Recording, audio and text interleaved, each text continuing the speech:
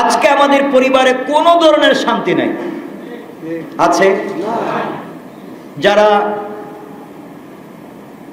প্রেম করে বিয়ে করেন, প্রেম তো বুঝেন না, এটা বাংলাদেশের মানুষ বুঝেন না। যারা বিয়ে করেন মনে রাখবেন, আপনার বিয়ের মাধ্যমে আপনার ভালোবাসার মৃত্যু ঘটে যায়। প্রেম করে যদি বিয়ে করেন তাহলে আপনি যেদিন বিয়ে করলেন এই দিন আপনার 100% আকর্ষণ শেষ। আমার কথা না, হাদিসের কথা। কারণ প্রেমের বিয়ের দিনই তার ভালোবাসার মৃত্যু ঘটে যায়। আর আল্লাহ প্রদত্ত দোয়া দুরুদ সামাজিকভাবে পরিবারের মাধ্যমে যদি বিয়ে হয়, এই বিয়ের দিনই তাদের ভালোবাসার সূত্রপাত ঘটে যায়। কেন?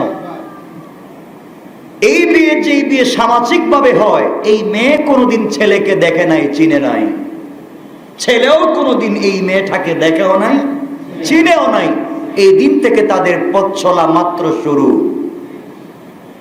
এই পথ চলা মাত্র শুরু। ওই দিন রাত্রে যদি দুজন একসাথে 2 রাকাত নামাজ পড়ে, দুজন আল্লাহর কাছে শয়তানের ওয়াসওয়াসাত থেকে দোয়া করে, আর স্বামী যদি স্ত্রীর এই সামনের চুলের মুষ্টি এভাবে ধরে আল্লাহর কাছে দোয়া করে, আল্লাহ বলছেন তাদের মৃত্যু পর্যন্ত স্বামী স্ত্রীর জিম্মাদার আমি আল্লাহ। এজন্য তাদের বরকত হয়ে যায়, ভালোবাসা বেড়ে যায়। আর যদি আগে সম্পর্ক করে আপনারা বিয়ে করেন, তাহলে এই দিনই আপনার ভালোবাসার মৃত্যু ঘটে যাবে। এই জন্য যে আপনারা আগে কি করেছেন না করেছেন এই নিয়ে মারামারি করতে করতে বছর শেষ। স্ত্রী আপনাকে বিশ্বাস করবে না, স্বামী স্ত্রীকে বিশ্বাস করবে না। স্ত্রী বলবে তুমি বিয়ের আগে আমার সঙ্গে যা করছো এখনো তো আরেকজনের সঙ্গে করতে পারো। কথা বলেন নাকি?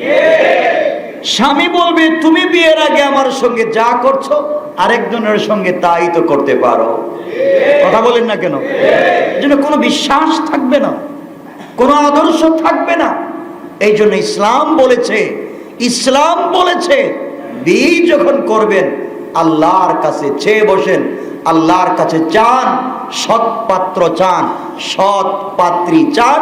আপনার দিল যদি ঠিক থাকে, আপনার ঈমান যদি ঠিক থাকে, আপনার আমল যদি পরিশুদ্ধ থাকে, আল্লাহ আপনাকে ফাতেমা আলীর মতো পরিবার বানায় দেবেন। কথা হচ্ছে আজকে পরিবারে শান্তি নাই। আছে? বিভিন্ন কারণে নাই। আমি সংক্ষেপ করে আজকে বুঝাবো। কোন করে যদি তালাক প্রাপ্ত স্ত্রীকে নিয়ে ঘর সংসার করেন, পুরা পরিবার জাহান্নামী, পুরা পরিবার জাহান্নামী। তুমি কেন বাধা দিলে না? তালাক প্রাপ্ত স্ত্রীকে নিয়ে ঘর সংসার করা আর দেহ ব্যবসা করা সমান। আপনি খবর নিয়ে দেখেন, হাজার হাজার পরিবার আছে, এক বিল্ডিং এর 12 তলার ভিতরে 2, 4, 5টা ফ্ল্যাট পাবেন, তালাক প্রাপ্ত স্ত্রীকে নিয়ে থাকে। আছে না নাই? আছে না নাই? আপনার দায়িত্ব কি? আপনার দায়িত্ব ছিল কি? মনে রাখবেন, এই সমস্ত অন্যায়গুলোর কারণে সমাজে বিপদ এসে থাকে। বিয়ে যখন হয়ে যায়, আপনাকে আমাকে এটা মনে করতে হবে যে এটা, মেয়েদেরকে মনে করতে হবে এটা আমার ঘর, এটাই আমার সবকিছু। এই ঘরে একদিন বেনারসি শাড়ি পরে এসেছিলাম, এই ঘর থেকে সাদা কাফন পরে বের হয়ে যাব। এই চিন্তা চেতনা নিয়ে, এই চিন্তা নিয়ে যদি আপনি ঘরে শুরু করেন লাইফ চলা, এসে যদি দেখেন স্বামী নামাজ পড়ে না, স্বামী মদ পান করে, স্বামী এডিক্টেড, ড্রাগ এডিক্টেড, যদি আপনি মনে করেন, তাকে আপনি ফেলে দিয়েন না, তার জন্য আল্লাহর কাছে দোয়া করেন। আল্লাহর কাছে তার জন্য দোয়া করতে থাকেন, একদিন আল্লাহ তাকে চেঞ্জ করে দিবেন, আল্লাহর কাছে সে মকবুল হয়ে যাবে।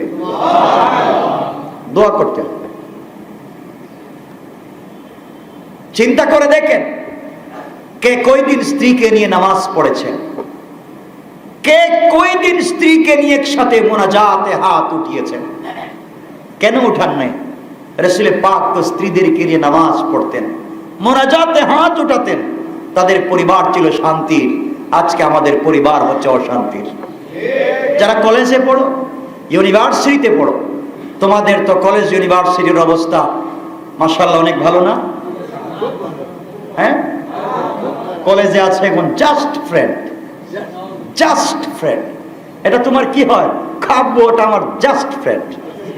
আর ও কি কয়? ও মোটামুটি ফ্রেন্ড। আর ও কি? ও আরেকটা নিয়ে যে আসছো, ও হচ্ছে আমার স্কুল ফ্রেন্ড। আর ও কি? আমার বয়ফ্রেন্ড। কয়জনের নাম বললে না? মনে রাখবেন, এই কিচ্ছু দিয়েই নাই, আখেরাতেও শান্তি নাই। যেই মেয়ে বিয়ে করার পরেও তার স্কুল লাইফের, কলেজ লাইফের ফ্রেন্ডদের সঙ্গে আড্ডা দেয়, মনে রাখবেন অবশ্যই বিয়ের আগে তার চরিত্র ভালো ছিল না। কোন ছেলে যদি বিয়ে করার পরেও, কোন ছেলে যদি বিয়ে করার পরেও সেম কন্ডিশনে থাকে, মনে রাখবেন ছেলের চরিত্র 100% ভালো নয়। আল্লাহ বলেছেন আল খাবিসাত, লম্বা আয়াত। আল্লাহ বলেছেন অপবিত্রের জন্য আমি রেখে দিয়েছি অপবিত্র, অপবিত্র পুরুষের জন্য আমি রেখে দিয়েছি অপবিত্র নারী, আর অপবিত্র নারীর জন্য রেখে দিয়েছি অপবিত্র পুরুষ। আপনি যদি বিয়ের আগে চরিত্র নষ্ট করে থাকেন, 100% আপনি যাকে বিয়ে করবেন তার চরিত্র ঠিক থাকবে না, অবশ্যই ঠিক থাকবে না। আপনি যদি বিয়ের আগে আপনার স্বামীকে ঠকিয়ে থাকেন, আপনি এমন একজনকে পাবেন যার চরিত্র ঠিক নাই। কোরআনের আয়াতের কথা বলছি। আর যদি কোথাও উল্টা হয়ে যায়, দেখেন ছেলেটা খুবই ভদ্র, খুবই ভালো, আমানতদার, জীবনে ভুল পথে চলে নাই, কিন্তু মেয়ে একটা পাইছে একবারে ডোনাল্ড ট্রাম্পের মতো, তাহলে মনে করবেন এটা আল্লাহর পক্ষ থেকে পরীক্ষা, আল্লাহর পক্ষ থেকে পরীক্ষা। সেই মেয়েটা একবারে পুত পবিত্র, জীবনে কোনো ছেলে তাকে স্পর্শ করে নাই, এমন একটা ভালো মেয়ে, এমন একটা ছেলে কি বিয়ে করছে যার বিয়ের আগে 332টা গার্লফ্রেন্ড ছিল। বুঝেন নাই? মনে রাখবেন এটা হচ্ছে আল্লাহর পক্ষ থেকে পরীক্ষা। এই সময় আপনাকে ধৈর্য ধারণ করা লাগবে। ফাসাবরুন জামিল, আপনি ধৈর্য ধারণ করবেন এই মর্মে যে হযরতে আসিয়া ফেরাউনের ঘরে ছিলেন না? ছিলেন না? ঈমান সহ ছিলেন, নামাজি ছিলেন, দিনদার ছিলেন, তাহাজ্জুদ ওয়ালা ছিলেন, রোজাদার ছিলেন। তার হাতে তাকে কত কষ্ট দেওয়া হয়েছে, সময় পাইলে বলবো। এরপরও তাকে ঈমান থেকে সরানো যায় নাই। কেমন মহিলা হযরতে আসিয়া! ফেরাউনের মতো স্বামীর ঘরে থাকবার পরে ঈমানের হেফাজত করেছেন। আল্লাহ তার কুদরতের মাধ্যমে জান্নাত দেখিয়ে দিয়েছেন। আর হযরত লূত আলাইহিস সালাম কত বড় জলিলুল কদর পয়গম্বর, কিন্তু নিজের স্ত্রীর চরিত্র ভালো করতে পারেন নাই, নিজের স্ত্রীর চরিত্র ভালো করতে পারেন নাই। এত খারাপ মহিলা ছিল যে সুন্দর একটা ছেলে দেখলে আরেকটা সুন্দর ছেলেকে বলতো এই যে নাউজুবিল্লাহ। লূত আলাইহিস সালামের স্ত্রীর কথা বলছে, কত খারাপ মেয়ে ছিল। এজন্য আল্লাহ লূত পয়গম্বর সমস্ত সম্প্রদায়কে ধ্বংস করার সাথে সাথে স্ত্রীকেও ধ্বংস করেছে, স্ত্রীকেও ধ্বংস করেছে। তাহলে বোঝা গেল পয়গম্বরের ঘরে থাকবার পরও সে ভালো হতে পারে নাই, সে নিজের চরিত্রের হেফাজত করতে পারে নাই, সে নিজেকে ধৈর্য ধারণ করে চালাতে পারে নাই। হযরতে আসিয়া ফেরাউনের ঘরে থাকবার পরেও পেরেছিলেন। এটা আমাদের জন্য শিক্ষা হচ্ছে, যত কষ্টেই থাকি না কেন সর্বোপরি নিজের ঈমান, নিজের চরিত্রের হেফাজত করতে হবে। আল্লাহ বলছেন দুই দল মানুষকে আমি বিনা হিসাবে জান্নাত দেব, কোনো হিসাব নিব না। এর একদল মানুষ হচ্ছে যারা উত্তম চরিত্রের অধিকারী। উত্তম চরিত্র তো বুঝেন আপনারা, উত্তম চরিত্রের অধিকারী। আজকালকে উত্তম চরিত্র বলতে কিচ্ছু পাওয়া যায় না। যে গেলেন ভাই আপনার ছেলে যে বিয়ে, আমার মেয়েকে বিয়ের প্রস্তাব দিয়েছেন, আপনার ছেলের চরিত্র কেমন? এত ভালো চরিত্র, 3টার আগে রাত্রে বাসায় ফিরে না, রাত্র 3টা না হলে বাসায় আসে না। আর ওর রুমে গেলে শুধু দুর্গন্ধ করে, কিসের বলে? গাঞ্জার দুর্গন্ধ করে। খুব ভালো ছেলে না? বাপ কিছু বলতে পারে না, মা কিছু বলতে পারে না। মনে রাখবেন যে এই ছেলে মেয়ে পরিবারে থাকবার পরে তো খারাপ হয়ে যায়। মনে রাখতে হবে মা বাবার কোনো আদর্শ এই ঘরে প্রতিষ্ঠা হয় নাই। মা বাবার কোনো আদর্শই ছিল না, এই জন্য সন্তান ভালো মানুষ হয় না। মনে রাখবেন, আমি আমার ভাইদেরকে বলছি, মনে রাখবেন ভালো করে, পরিবারকে যদি সুন্দর করতে হয়, পুরাতন একটা কথাই আপনাদেরকে শোনাবো। হযরতে আলী এবং ফাতেমার পরিবার যেমন ছিল, তাদের পরিবার যেমন ছিল, আপনার আমার পরিবারও এমন হওয়া দরকার। হযরতে আলী এবং ফাতেমার পরিবারে খুব খাবার ছিল না, টাকা পয়সা ছিল না, ধন দৌলত ছিল না, ভালো বিছানা ছিল না, ভালো কোন দামি দামি জিনিস ছিল না, কিন্তু তাদের ঘরটা ছিল মহব্বত আর ভালোবাসায় ভরা। এমন একটা পরিবার চিন্তা করেন, যার বাবা আখিরি জামানার পয়গম্বর, যার দুইটা সন্তান জান্নাতি যুবকদের সরদার, যার স্বামীকে আল্লাহ বলছেন আসাদুল্লাহিল গালিব, আর যাকে স্বয়ং আল্লাহ বলছেন জান্নাতি মহিলাদের নেত্রী।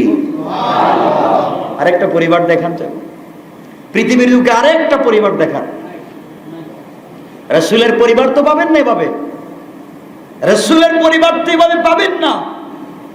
কিন্তু আল্লাহ তার মেয়েকে কি সম্মান দিয়েছেন, কি সম্মান দিয়েছেন। মেয়ে হচ্ছেন মহিলাদের নেত্রী, দুইটা ছেলে যুবকদের নেতা, বাবা হচ্ছেন গোটা দুনিয়ার আরবুল আজম আসমান জমিন সকলের পয়গম্বর, আর স্বামী হচ্ছেন আল্লাহর বাগ। সুবহানাল্লাহ বললেন না? কেমন স্ত্রী, কেমন স্ত্রী ছিলেন তারা। আজকে আমরা সেখান থেকে দূরে চলে এসেছি। সুতরাং খুব সংক্ষেপ করে বলতে চাই, আজকে আপনাদেরকে ভাই পরিবারকে ভালো বানান, বাচ্চাগুলোকে ভালো বানান। আমি বড় চিন্তায় পড়ে গিয়েছি। আমি দেখতেছি চোখের সামনে আগামী 50 বছর পরে, আজকে চিন্তা করেন, আজ থেকে 50 বছর আগে ঘরের ভিতরে সকালবেলা প্রত্যেকটা ঘর থেকে কোরআনের তেলাওয়াত শোনা যেত, শোনা যেত না? বাচ্চা স্কুলে পড়ুক, আজকে যারা বর্তমান 50-60 বছর বয়সে যারা সরকারি চাকরি করেন, খবর নিয়ে দেখবেন এরা নামাজি, এরা দিনদার, নামাজি দিনদার। আগেকার পরিবারগুলো ভালো ছিল। এখন তো পরিবারে নামাজ রোজা দূরের কথা, কোরআন হাদিস দূরের কথা, এগুলো কিছু নাই, শুধু ডিজে পার্টি আছে, আছে না? এই সময়ে যদি তা হচ্ছে, 50 বছর পরে কি হবে চিন্তা করেন। 50 বছর পরে কি হবে চিন্তা করেন। আপনার বাচ্চা আপনার কথা শুনবে না, আপনার বাচ্চাকে আপনি কিচ্ছু বলতে পারবেন না। এমনটা সমাজ সামনে আসতেছে। এই সময়, এই বিপদ মুহূর্তে আপনি আপনার বাচ্চাকে যদি ভালো মানুষ বানাতে চান, এখনই সময় আপনার বাচ্চাকে ভালো মানুষ বানান। ছোট ছোট বাচ্চাদেরকে দিন শিখান, মা বোনদেরকে দিন শিখান, পরিবারের ভিতরে দিনের তালিম শুরু করে দেন। আম্মা আমাকে বলেন, আপনারা ঘরের ভিতরে টেলিভিশন নেওয়ার জন্য, বিভিন্ন ডিশ লাইন নেওয়ার জন্য কত টাকা খরচ করেন, কত টাকা খরচ করেন, কিন্তু আপনার ছেলে কোরআন শরীফ পড়তে পারে কিনা, আপনার স্ত্রী নামাজ পড়তে পারে কিনা আপনি একদিনে চেষ্টা করেন নাই। আপনি ব্যর্থ স্বামী, আপনাকে জাহান্নামে যাওয়া লাগবে। আপনি যত বড় বুজুর্গ হন, আপনাকে জাহান্নামে যাওয়া লাগবে। কথা বুঝতে পেরেছেন? জাহান্নামে যাওয়া লাগবে। এই জাহান্নাম থেকে বাঁচার চিন্তা করা দরকার আছে না নাই? এই জাহান্নাম থেকে যদি আমাদেরকে বাঁচতে হয়, রাসূল পাক সাল্লাল্লাহু আলাইহি ওয়াসাল্লাম বলছেন, দুনিয়া এবং আখিরাতে, দুনিয়ায় এবং কিয়ামতে, ওই জীবনে, এই দুনো জীবনে যদি শান্তি চান, দুনো জীবনে বিপদ থেকে যদি নিজেকে বাঁচাতে চান, দুনো জীবনে সমস্যার থেকে যদি নিজেকে বাঁচাতে চান, 3টা উপদেশ দিয়েছেন রাসূল। কয়টা উপদেশ? খুব মনোযোগ দিয়ে শুনেন কথাগুলো আজকে। কয়টা উপদেশ দিয়েছেন রাসূল? 3টা উপদেশ দিয়েছেন। এই 3 উপদেশ যদি আপনি মানেন, 100% দুনিয়ায় কোনো বিপদে পড়বেন না, মরার পরে জান্নাতে চলে যাবেন। কয়টা উপদেশ মানলে দুনিয়ায় কোনো অশান্তি নাই, দুনিয়ায় কোনো বিপদ নাই, মৃত্যুর পরে জান্নাত ছাড়া কোনো পথ নাই। এর 1 নম্বর উপদেশ হচ্ছে, রাসূল পাক বলছেন, অপ্রয়োজনীয় কথা বলা থেকে নিজেকে সংযত রাখো। কি প্রয়োজনীয়? দুনিয়ায় চলার পথে অপ্রয়োজনীয় কথা বলো না। আজকে আমাদের যত বিপদটা হচ্ছে অপ্রয়োজনীয় কথার কারণে বিপদ। দুনিয়ায় যত বিপদ আসতেছে অপ্রয়োজনীয় কথা। আমরা প্রয়োজন মতো কথা বলি না। রাসূল কথা বলতেন কম, আর এই কথার মাহাত্ম্য ছিল অনেক বেশি। রাসূল কম কথা বলতেন। আজকে আমরা অনেক কথা বলি, কাজের বেলায় কিচ্ছু নাই। কথা বলছেন না কেন? রাসূল বলছেন অপ্রয়োজনীয় কথা বলো না, কারণ কথা এমন এক জিনিস বের হয়ে গেলে আর ফিরিয়ে নেওয়া যায় না। মুখ থেকে বের হয়ে গেলে ফিরিয়ে নেওয়া যায় না। অপ্রয়োজনীয় কথা বলো না। এর একটা ব্যাখ্যা হচ্ছে, আপনার একটা কথায় কারো ফাঁসি হয়ে যেতে পারে। আপনার একটা মিথ্যা সাক্ষীতে কারো ফাঁসি হয়ে যেতে পারে। আপনার একটা মিথ্যা কথায় কারো স্ত্রী তালাক হয়ে যেতে পারে। হতে পারে না? আপনার একটা মিথ্যা কথায় 2 ভাইয়ের মধ্যে দ্বন্দ্ব লেগে যেতে পারে। আপনার একটা কথায় বাবা ছেলের মধ্যে বিভেদ লেগে যেতে পারে। এই জন্য কথা কম বলা চায়। কথা যত কম বলবেন ততই আপনার দুনিয়ায় নিরাপদ। কথা যত কম বলা চায়। আপনি কথা বেশি বলতে গেলে গীবত হবে, কথা বেশি বলতে গেলে শিকায়ত হবে, কথা বেশি বলতে গেলে চুগলখড়ি হবে, কথা বেশি বলতে গেলে অপবাদ হবে, কথা বেশি বলতে গেলে মিথ্যা চলে আসবে, কথা বেশি বলতে গেলে আরেকজনের বিরুদ্ধে অন্যায় করে ফেলবেন। সুতরাং কথা কম বলা চাই। কি বলা চাই? কথা কম বলা চাই। আমরা প্রয়োজনের বেশি কথা বলবো না। এই ওয়াজ করে তো আমার কোনো লাভ নাই। মানে আমাদের মুখ তো, এটা তো কোনো চার্জ লাগে না। যতক্ষণ চলে শুধু কথাই বলি। সত্য আর মিথ্যার কোনো বালাই নাই। এই জন্য মনে রাখবেন, বিপদ থেকে যদি বাঁচতে চান, কথাগুলো আজকে মনোযোগ দিয়ে শুনবেন। কথা কম বলবেন, কথা কম বলবেন। কথা কম বলেন, সমাজে কথা কম বলেন। বাচ্চাদের সঙ্গে যখন কথা বলবেন, তাদের সঙ্গে সত্য কথাগুলো বলবেন। বাচ্চাদের উপরে প্রভাব পড়ে যাবে মিথ্যা। সত্য কথা বলবেন। স্ত্রীর সঙ্গে যখন কথা বলবেন, আমানতদারের সঙ্গে কথা বলবেন। ইনশাআল্লাহ। 1 নম্বর, নবীজি বলছেন, যারা কথা কম বলে তারা বিপদে পড়ে না, আর যারা বিপদে পড়ে এরা বেশি কথা বলে। বেশি কথা বললেই বিপদ। 2 নম্বর, নবীজি বলেছেন, ঘরে অবস্থান করো, বাহিরে বেশি যাওয়ার কোনো প্রয়োজন নাই। বাহিরের লোকদের সঙ্গে বেশি বেশি মেলামেশা থেকে বিরত থাকো। আজকে আমরা সুযোগ পেলেই হাটে বাজারে যাই, মার্কেটে গিয়ে বসে থাকি, ঘরে সময় দিতে চাই না। রাসূল বলছেন ঘরে সময় দাও। আজকে আমরা বাহিরে থাকি, ঘরে সময় দেই না। এজন্য বাচ্চা বাপকে চিনে না, বাচ্চা বাপকে সম্মান করে না, কারণ বাবা তার বাচ্চাকে সময় দেয় না।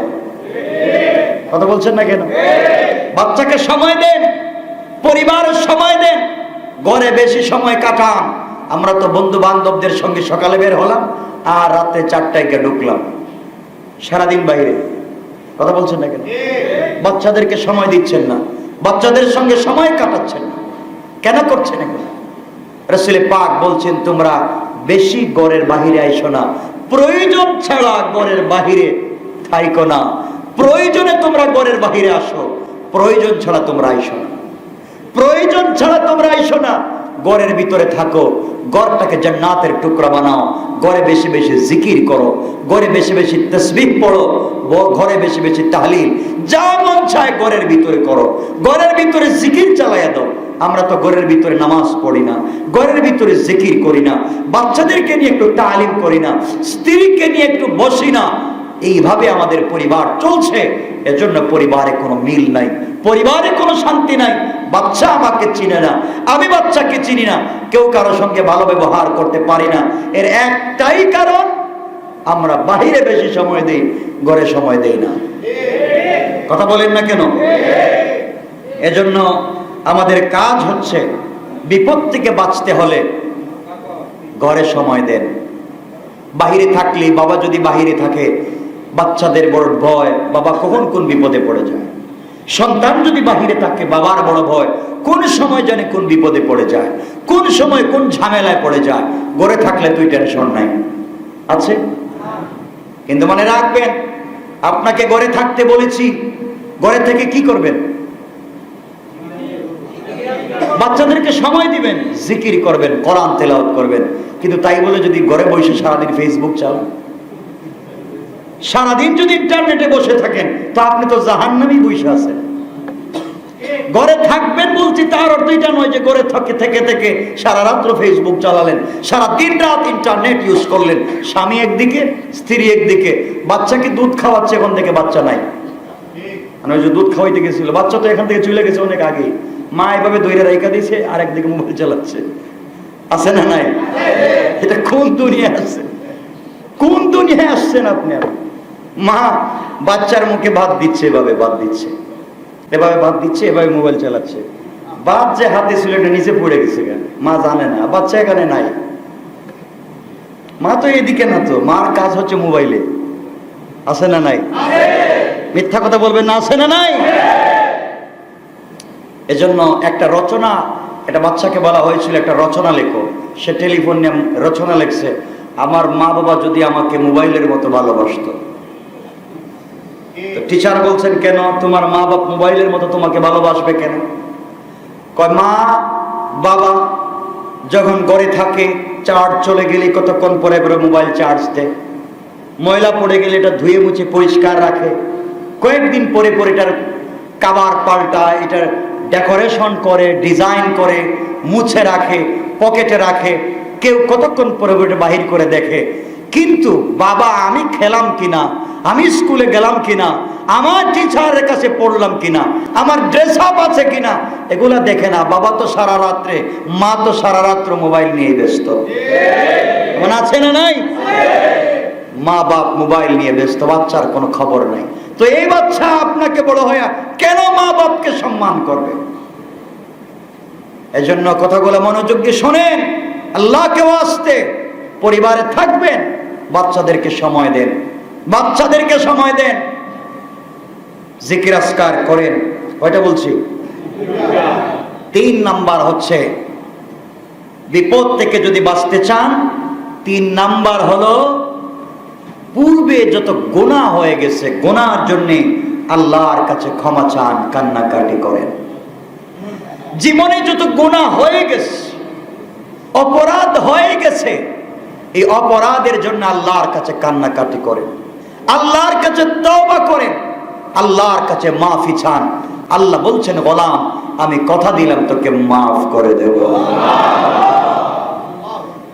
এই অন্যায় থেকে যদি বাঁচতে হয়, 3 নম্বরে আমরা তওবা করব কার কাছে? আমরা যত অন্যায় করেছি, অপরাধ করেছি, এই জন্য মাফি চাইব কার কাছে? আল্লাহর কাছে। আমাদের পরিবারে বিপুল টাকা পয়সার প্রয়োজন নাই।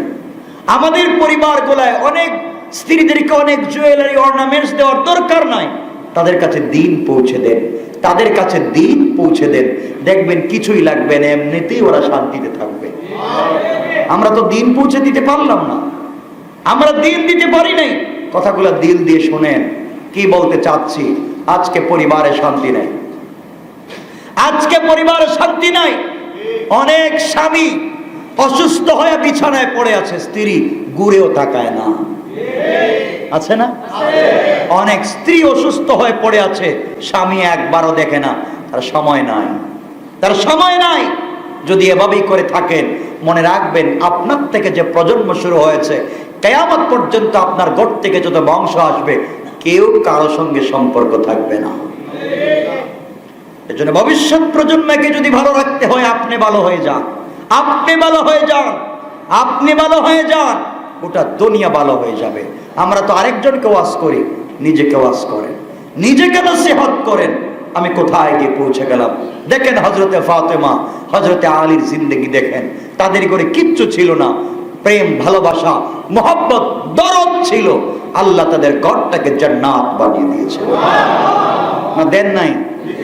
এই কথাগুলো আরো বলেছি, কয়েক মিনিটে সংক্ষেপ করে বলি। আমি আলোচনাকে সংক্ষেপ করব, লম্বা আজকে করার উদ্দেশ্য নাই। শুধু এক কথা বলতে চাই, আমরা কি চাই না পরিবার ভালো হোক? আমরা চাই না আমাদের বাচ্চাগুলো ভালো হোক। বাচ্চাগুলাকে দিন শিখান। আপনার বাচ্চা ইউনিভার্সিটিতে পড়ে কোরআন শিখতে পারে না, আপনার বাচ্চা কলেজে পড়ে, কিন্তু আপনি বলছেন হুজুর আমার ছেলে তো কোন ওয়াক্তে কয় রাকাত নামাজ পড়বে আমার ছেলে জানে না। আপনি বাবা হিসাবে ব্যর্থ। সন্তান যে কেউ জন্ম দিতে পারে, আদর্শ পিতা হতে পারে না। আদর্শ পিতা হন, সন্তানকে দিন শিখান। মায়েদেরকে বলছি, সন্তানের প্রথম স্কুল, সন্তানের প্রথম মাদ্রাসা হচ্ছে মায়ের কুল। মায়ের কুলে থাকা অবস্থায় সন্তানকে কোরআন শিখান। মায়ের কুলে থাকা অবস্থায় সন্তানকে আল্লাহর জিকির শিখান, কালিমা শিখান। আপনি তো মায়ের কুলে সন্তান থাকার সময় তাকে দেখাচ্ছেন মুটু পাটলো, কথা বলছেন না কেন? তাকে কার্টুন দেখাচ্ছেন। আপনার সন্তান নষ্ট হয়ে যাবে।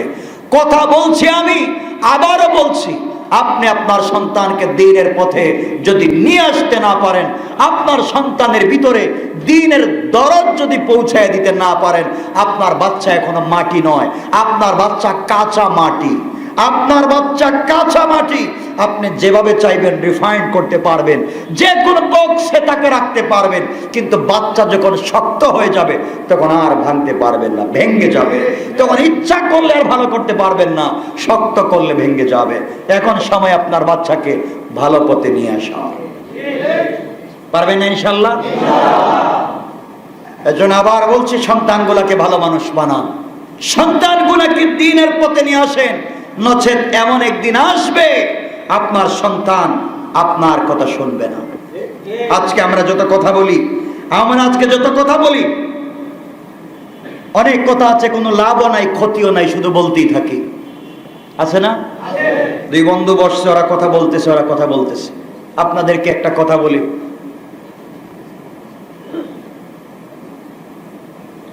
দেখবেন আল্লাহর রহমত যার উপর থেকে উঠে গেছে,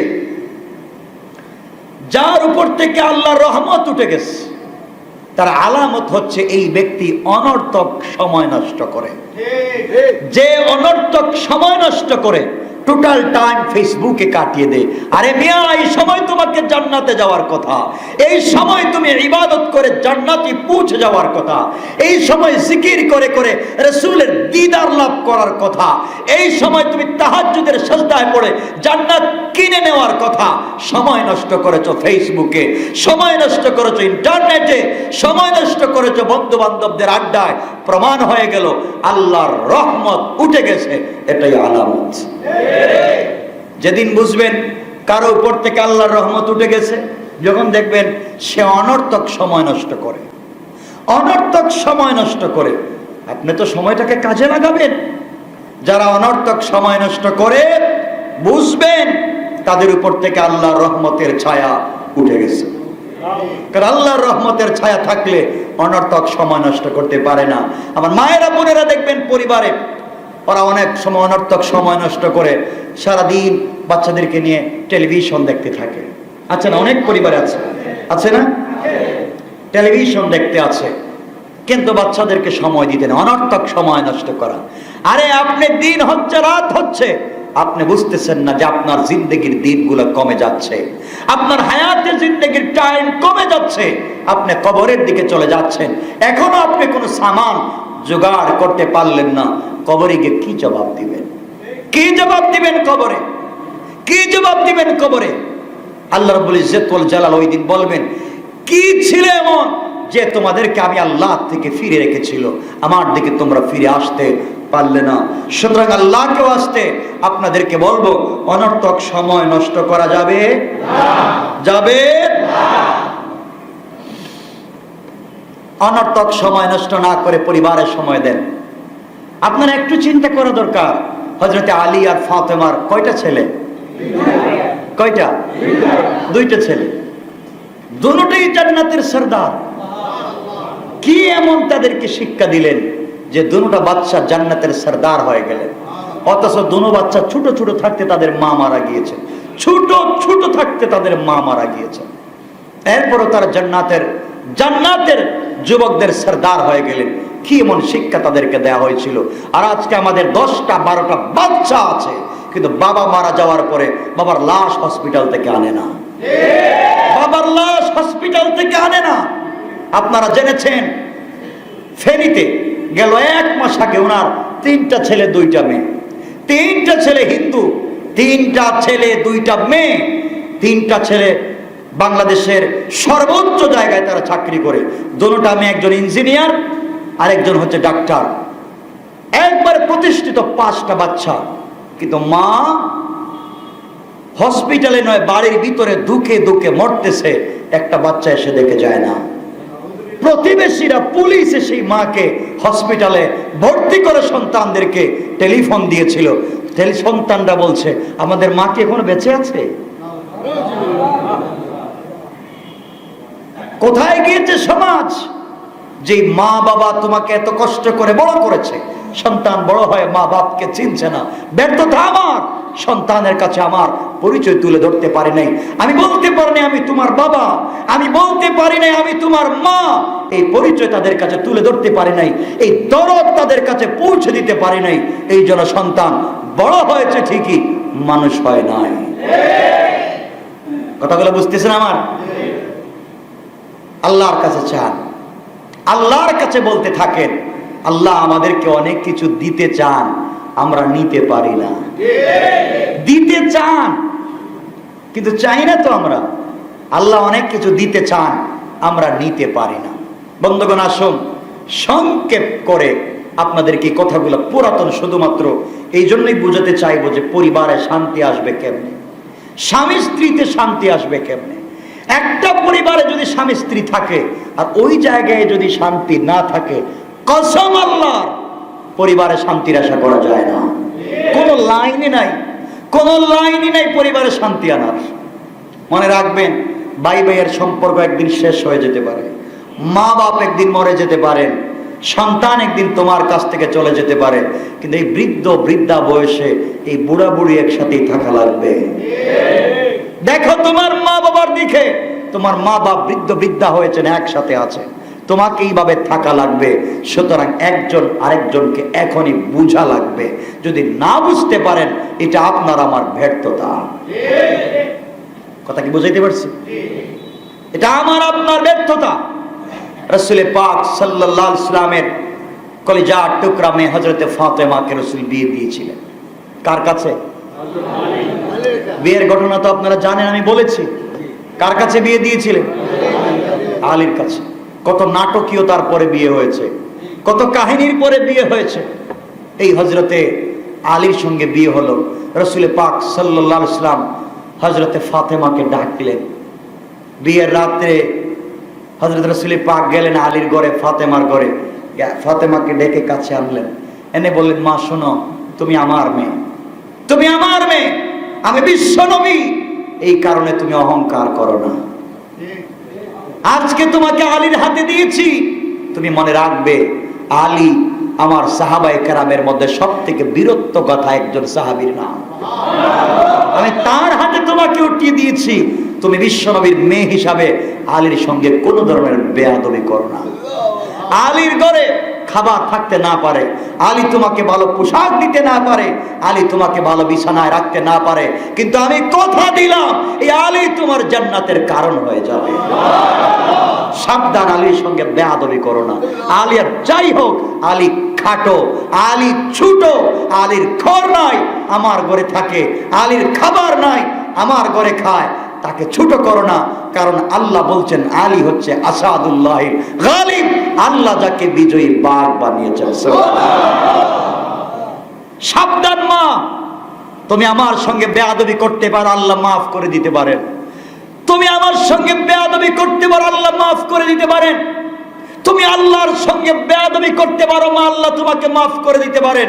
কিন্তু আলী আর যাই হোক, আলী তোমার স্বামী, তার সঙ্গে যদি বেয়াদবি করো, আলীর মনে যদি ব্যথা লেগে যায়, কসম আল্লাহর, আল্লাহর আরশ কুরসি ভেঙে যেতে পারে, আল্লাহ মাফ দিবেন না, আল্লাহ মাফ দিবেন না। তুমি আমার মেয়ে হিসাবে মাফ পাবে না। রাসূল পাক হযরতে ফাতেমাকে বলছেন, হযরতে ফাতেমাকে কথাগুলা বুঝাইয়া দিয়ে দিলেন। কিছুক্ষণ পরে হযরতে আলীকে ডাকলেন, আলী বসো, তোমাকে একটা কথা বলতে চাই। শোনো আলী, আমি আমার কলিজার টুকরা মেয়েকে তোমার হাতে উঠিয়ে দিয়েছি। আমার মেয়ে তার মাকে বেশি দিন পায় নাই, আমি তিলে তিলে আমার মেয়েকে বড় করেছি। জীবনে অনেক কষ্ট করেছে, খেয়ে না খেয়েছিল, কিন্তু আমার মেয়েকে ব্যথা দেই নাই। আলী, তোমার হাতে আমার মেয়েকে পৌঁছে দিয়েছি। আমার মেয়েকে খাবার দেওয়ার না দেও, ওয়াল্লাহে আমার মেয়েকে কষ্ট দিও না। একজনকে কাছে নিয়ে রাসূল পাক বুঝাচ্ছেন, আলী আমার মেয়েকে ব্যথা দিও না, আলী আমার মেয়েকে কষ্ট দিও না, দুজন মিলে মিশে চলো, আল্লাহর কাছে চাইতে থাকো। আমার বিশ্বাস আল্লাহই তোমাদেরকে পৃথিবীর শ্রেষ্ঠ পরিবার বানায় দেবে। দোয়া করে দিয়েছেন রাসূল। আপনি আপনার ছেলের বউ আর ছেলেকে ডেকে নিয়ে দোয়া করে দেন। আপনি মা হিসাবে আপনি আপনার ছেলের বউ আপনার ছেলেকে নিয়ে ডেকে দোয়া করে দেন। আপনি তো তা পারবেন না, আপনি বাবা হিসাবে আপনি পার্টি করবেন, ড্যান্সের আয়োজন করবেন, আপনি গায়ে হলুদ করবেন, রাস্তায় ট্রাকে উঠাইয়া নাচানাচি করবেন, তো আপনার ঘর থেকে তো ভালো মানুষ জন্ম নিবে না। আপনার মেয়ের ঘর থেকে জন্ম নিবে এই বাংলাদেশের তাসলিমা নাসরিনের মতো কুখ্যাত মেয়ে। আপনার ঘর থেকে ভালো মানুষ আসবে না, কারণ আপনার ঘরে চরিত্র নাই, আপনার ঘরে আদর্শ নাই। আর যদি আপনি আপনার মেয়েকে ভালো করতে পারেন, দোয়া করে দিতে পারেন, আপনি আপনার ছেলের বউকে ছেলেকে ভালো মানুষ হিসাবে গড়ে তুলতে পারেন, তাদের ঘর থেকে জন্ম নেবেন হযরতে শাহজালাল। এজন্য পরিবারকে ভালো করেন, পরিবারকে ভালো করেন। আজকে আমাদের পরিবারগুলো নষ্ট হয়ে আছে, আজকে আমাদের পরিবারগুলো নষ্ট হয়ে গেছে। বাচ্চাকে শিখান। আমি অনেক আগে, মনে পড়ে 3, 4, 5 বছর আগে একটা ঘটনা বলেছিলাম। ছোট্ট বাচ্চা, ছোট্ট একটা বাচ্চা, ঘটনা বলছি না, ছোট্ট একটা বাচ্চা, মা তাকে বলতেন বাবা, মায়ের কাছে গিয়ে বলতো মা আমাকে খাবার দাও, মা বলতেন আমি খাবার দিতে পারি না, আল্লাহর কাছে বলো। ছোট্ট বাচ্চা, পিচ্ছি, 3, 4, 5 বছর বয়স, মায়ের কাছে গিয়ে বলতো মা আমাকে খাবার দাও। মা বলতেন খাবার তো আমি দিতে পারি না, আমিও আল্লাহর কাছে খাবার চাই, তুমিও আল্লাহর কাছে চাও। সন্তান বলতো মা আমি আল্লাহকে কোথায় গেলে পাবো? মা বলতেন যায় নামাজ বিছাইয়া সেজদায় গিয়ে আল্লাহকে পেয়ে যাবো। এই ছোট্ট 3, 4, 5 বছরের বাচ্চাকে মা তার আল্লাহর সঙ্গে পরিচয় করিয়ে দিচ্ছে।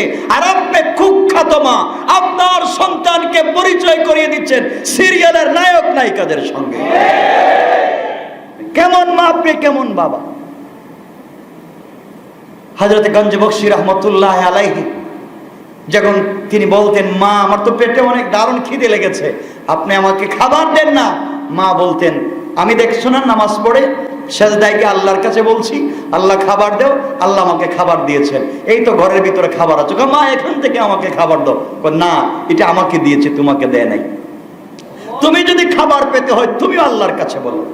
বাচ্চাটা বলছে মা আমি কেমনে আল্লাহর কাছে বলবো? আমি দেখছো না নামাজের আগে হাত মুখ ধুইছি, তুমিও ধুয়ে আসো। সুবহানাল্লাহ বললেন না?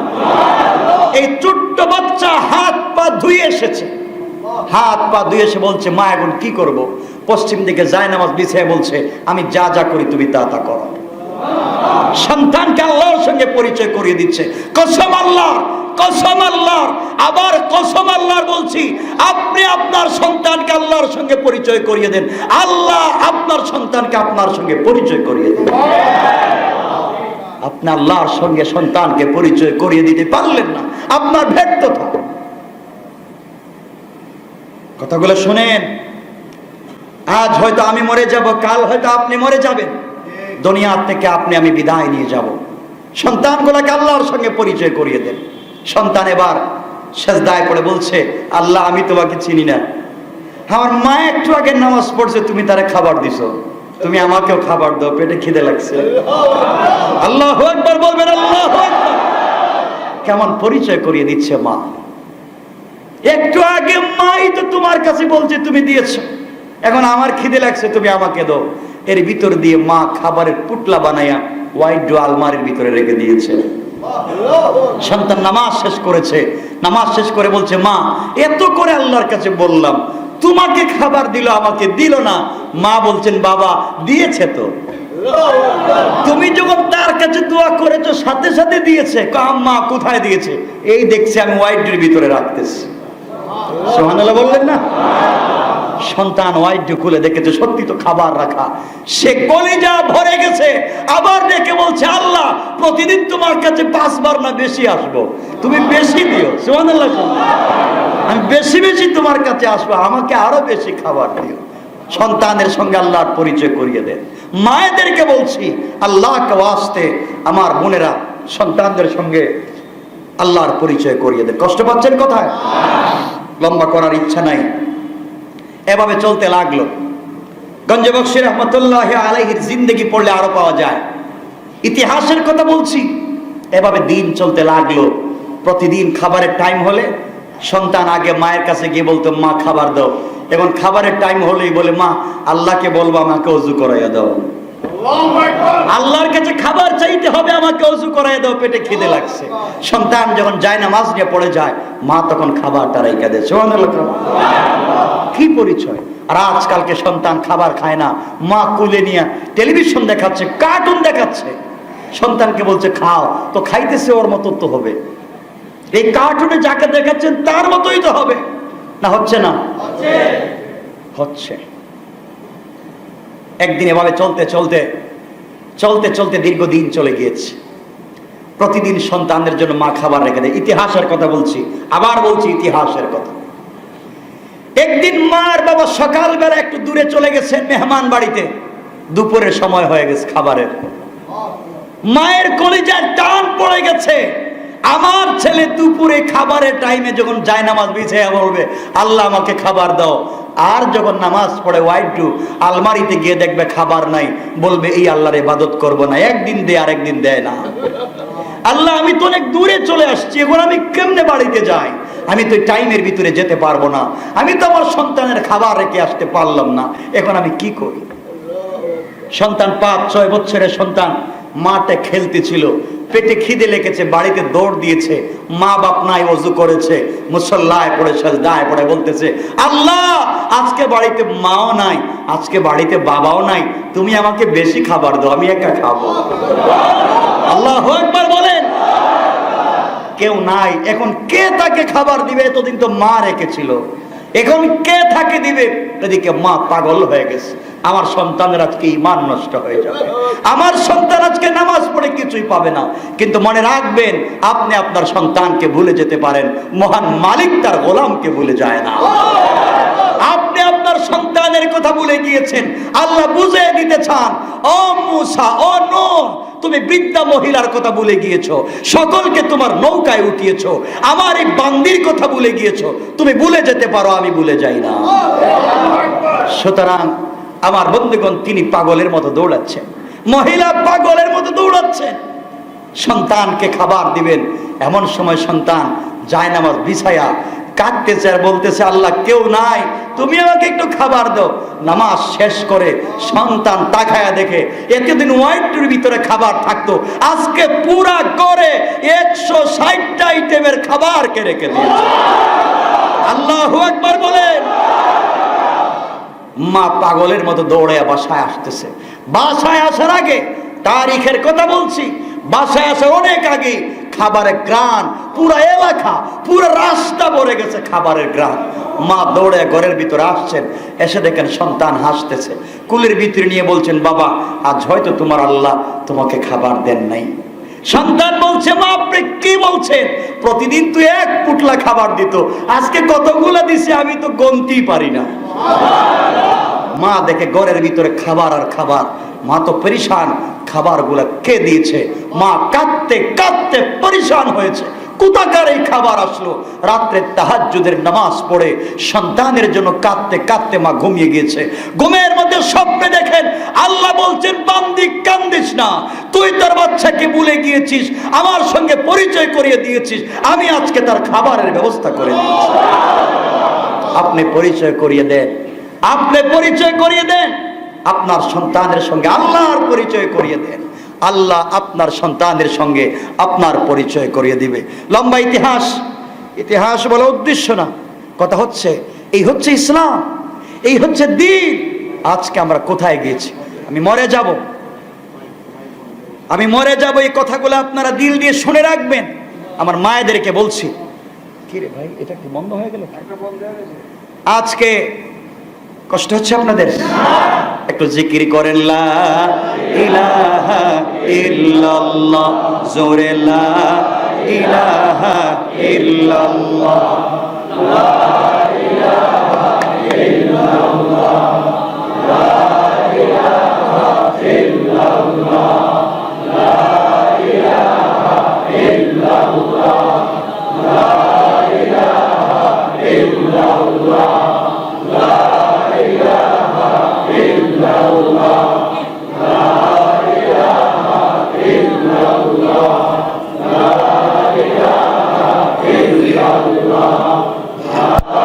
ইলাহা ইল্লাল্লাহ, লা ইলাহা ইল্লাল্লাহ, মুহাম্মাদুর রাসূলুল্লাহ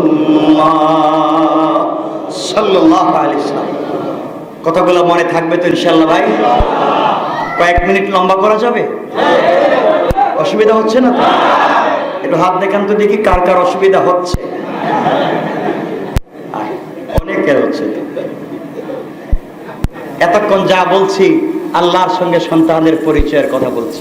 কথাগুলো দিল দিয়ে শুনেন, কলিজায় আটকায়া দেন। পরিবারে আজকের থেকে শুরু করেন। বাচ্চা দেখবেন সোনার মানুষে পরিণত হয়েছে, বাচ্চা স্বর্ণের টুকরা হয়ে গেছে।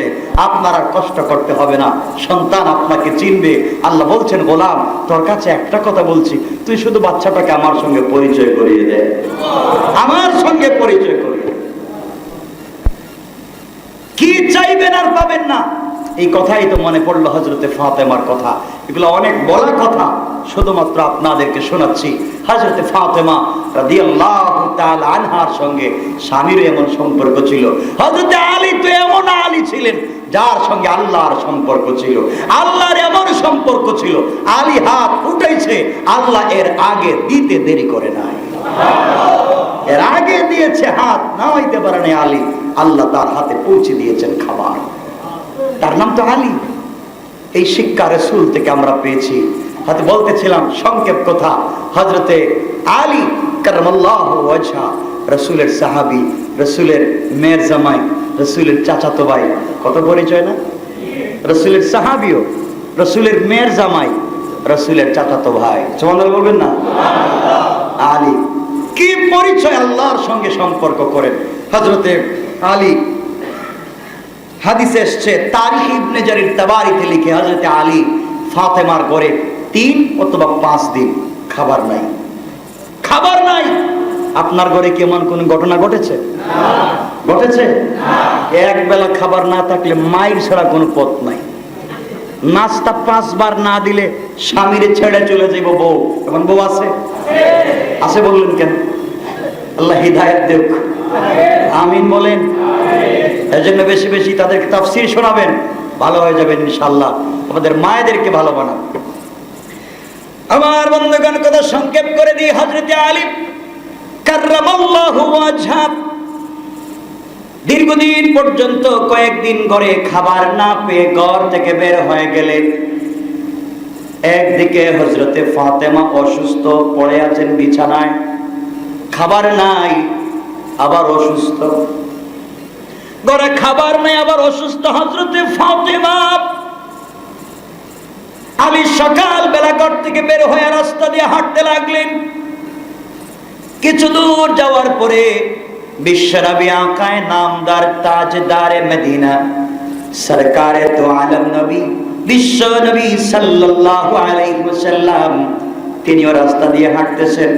হঠাৎ করে দেখেন খাটো একটা ছেলে চাদর মোড়া দিয়ে রাস্তার পাশ দিয়ে হেঁটে হেঁটে চলে যায়। রাসূল পাক দেখে বললেন, কে? দাঁড়ায়া যাও। হযরতে আলী দেখে বললেন, ইয়া রাসূলুল্লাহ, ইয়া হাবিবাল্লাহ, ও পয়গম্বর, আমি তো হযরতে আলী। নবীজি বললেন, আলী এত সকালবেলা ঘর থেকে বের হয়েছো, কারণটা কি? কেনই বা তুমি এত সকালবেলা ঘর থেকে বের হয়েছো? আলী ডেকে বললেন, ইয়া রাসূলুল্লাহ, পয়গম্বর আমার, ঘর থেকে বের হয়েছি পেটের খিদায়, পেটের ক্ষুধায় ঘরে থাকতে পারি নাই। আমার ঘরে খাবার নাই, হযরতে ফাতেমাও খেতে পারে নাই, হাসান হুসাইন খেতে পারে নাই, আমার ঘরে খাবার নাই, এই জন্য কাজের সন্ধানে বের হয়েছে। আমার নবী তো এমন নবী, যেই নবীকে দুনিয়ার সমস্ত সৃষ্টি চিনে। নবীজি এমন কষ্টের কথা শুনে বললেন, আলী, ওই যে একটা মরা, পাতা নাই, শুকায়া গেছে রাস্তায়, কর্নারে একটা খেজুর গাছ আছে, পাতাও নাই, গাছটা মরা, ওই গাছের গোড়ায় দাঁড়ায়া বলবা, আল্লাহর হুকুমে আমি বিশ্ব নবী বলেছি তোমার কাছে কিছু খেজুর পৌঁছে দেওয়ার জন্য। কেমন ছিলেন পয়গম্বর, ভুলে গেছেন তো সেই নবী? হযরত আলী দৌড়ায়া গাছের কর্নারে চলে গেলেন, গোড়ায় চলে গেলেন।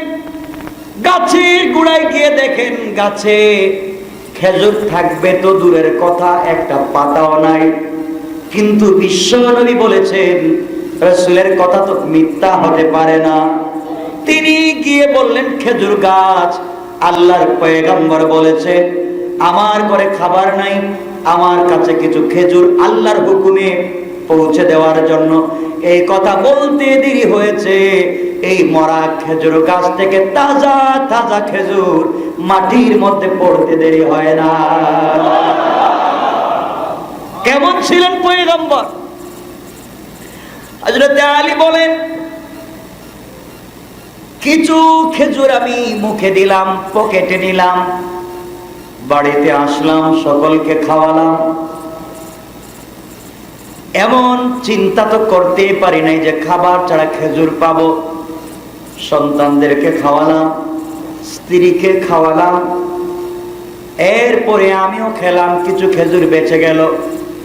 আলী হযরতে ফাতেমার হাত ধরে ফেললেন, মাথায় হাত দিয়ে দেখলেন প্রচন্ড জ্বর।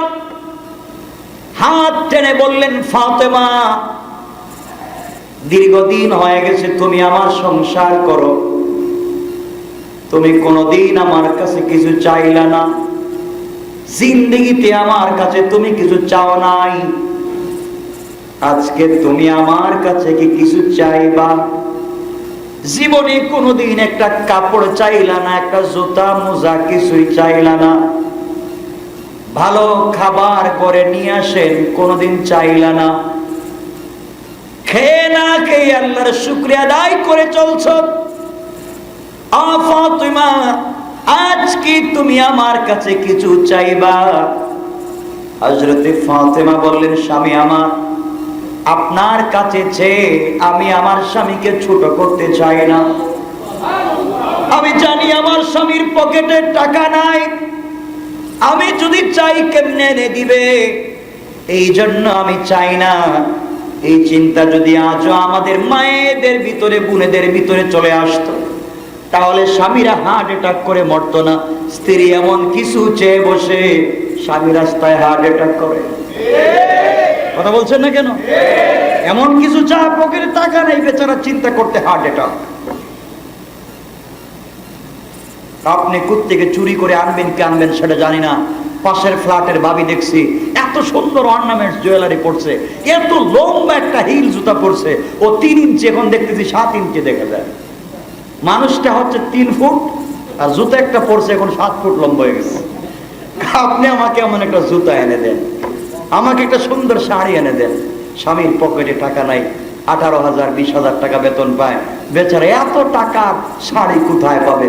স্ত্রী বলছে, কোত্থেকে আনবেন আমি জানি না। এই কথা শুনে হয়তো স্বামী হার্ট অ্যাটাক করে মরবে, আর না হয় চুরি করবে। কথা বলছেন না কেন? চাওয়া যাবে না, তাই বলতে যে আপনারা দেওয়া বন্ধ করে দিবেন সেটা বলি নেই, দিবেন। আপনাদের যাহার যতটুকুন তৌফিকে কোলায়, দরকার নাই দেওয়ার, না দিবেন না? অবশ্যই দিবেন, তৌফিক যেমন আছে সেমন দেবেন। কষ্ট পাচ্ছেন? হযরতে ফাতিমা বললেন, স্বামী আমার, আপনার কাছে আমি চেতে যাব, আপনার তো পকেটে টাকা নাই, জীবনে কিছু চাই নাই, সব জমা রেখে দিলাম, আল্লাহ যেন তোমাকে আমাকে ভরপুর করে জান্নাতুল ফিরদাউসে দেয়া দেয়।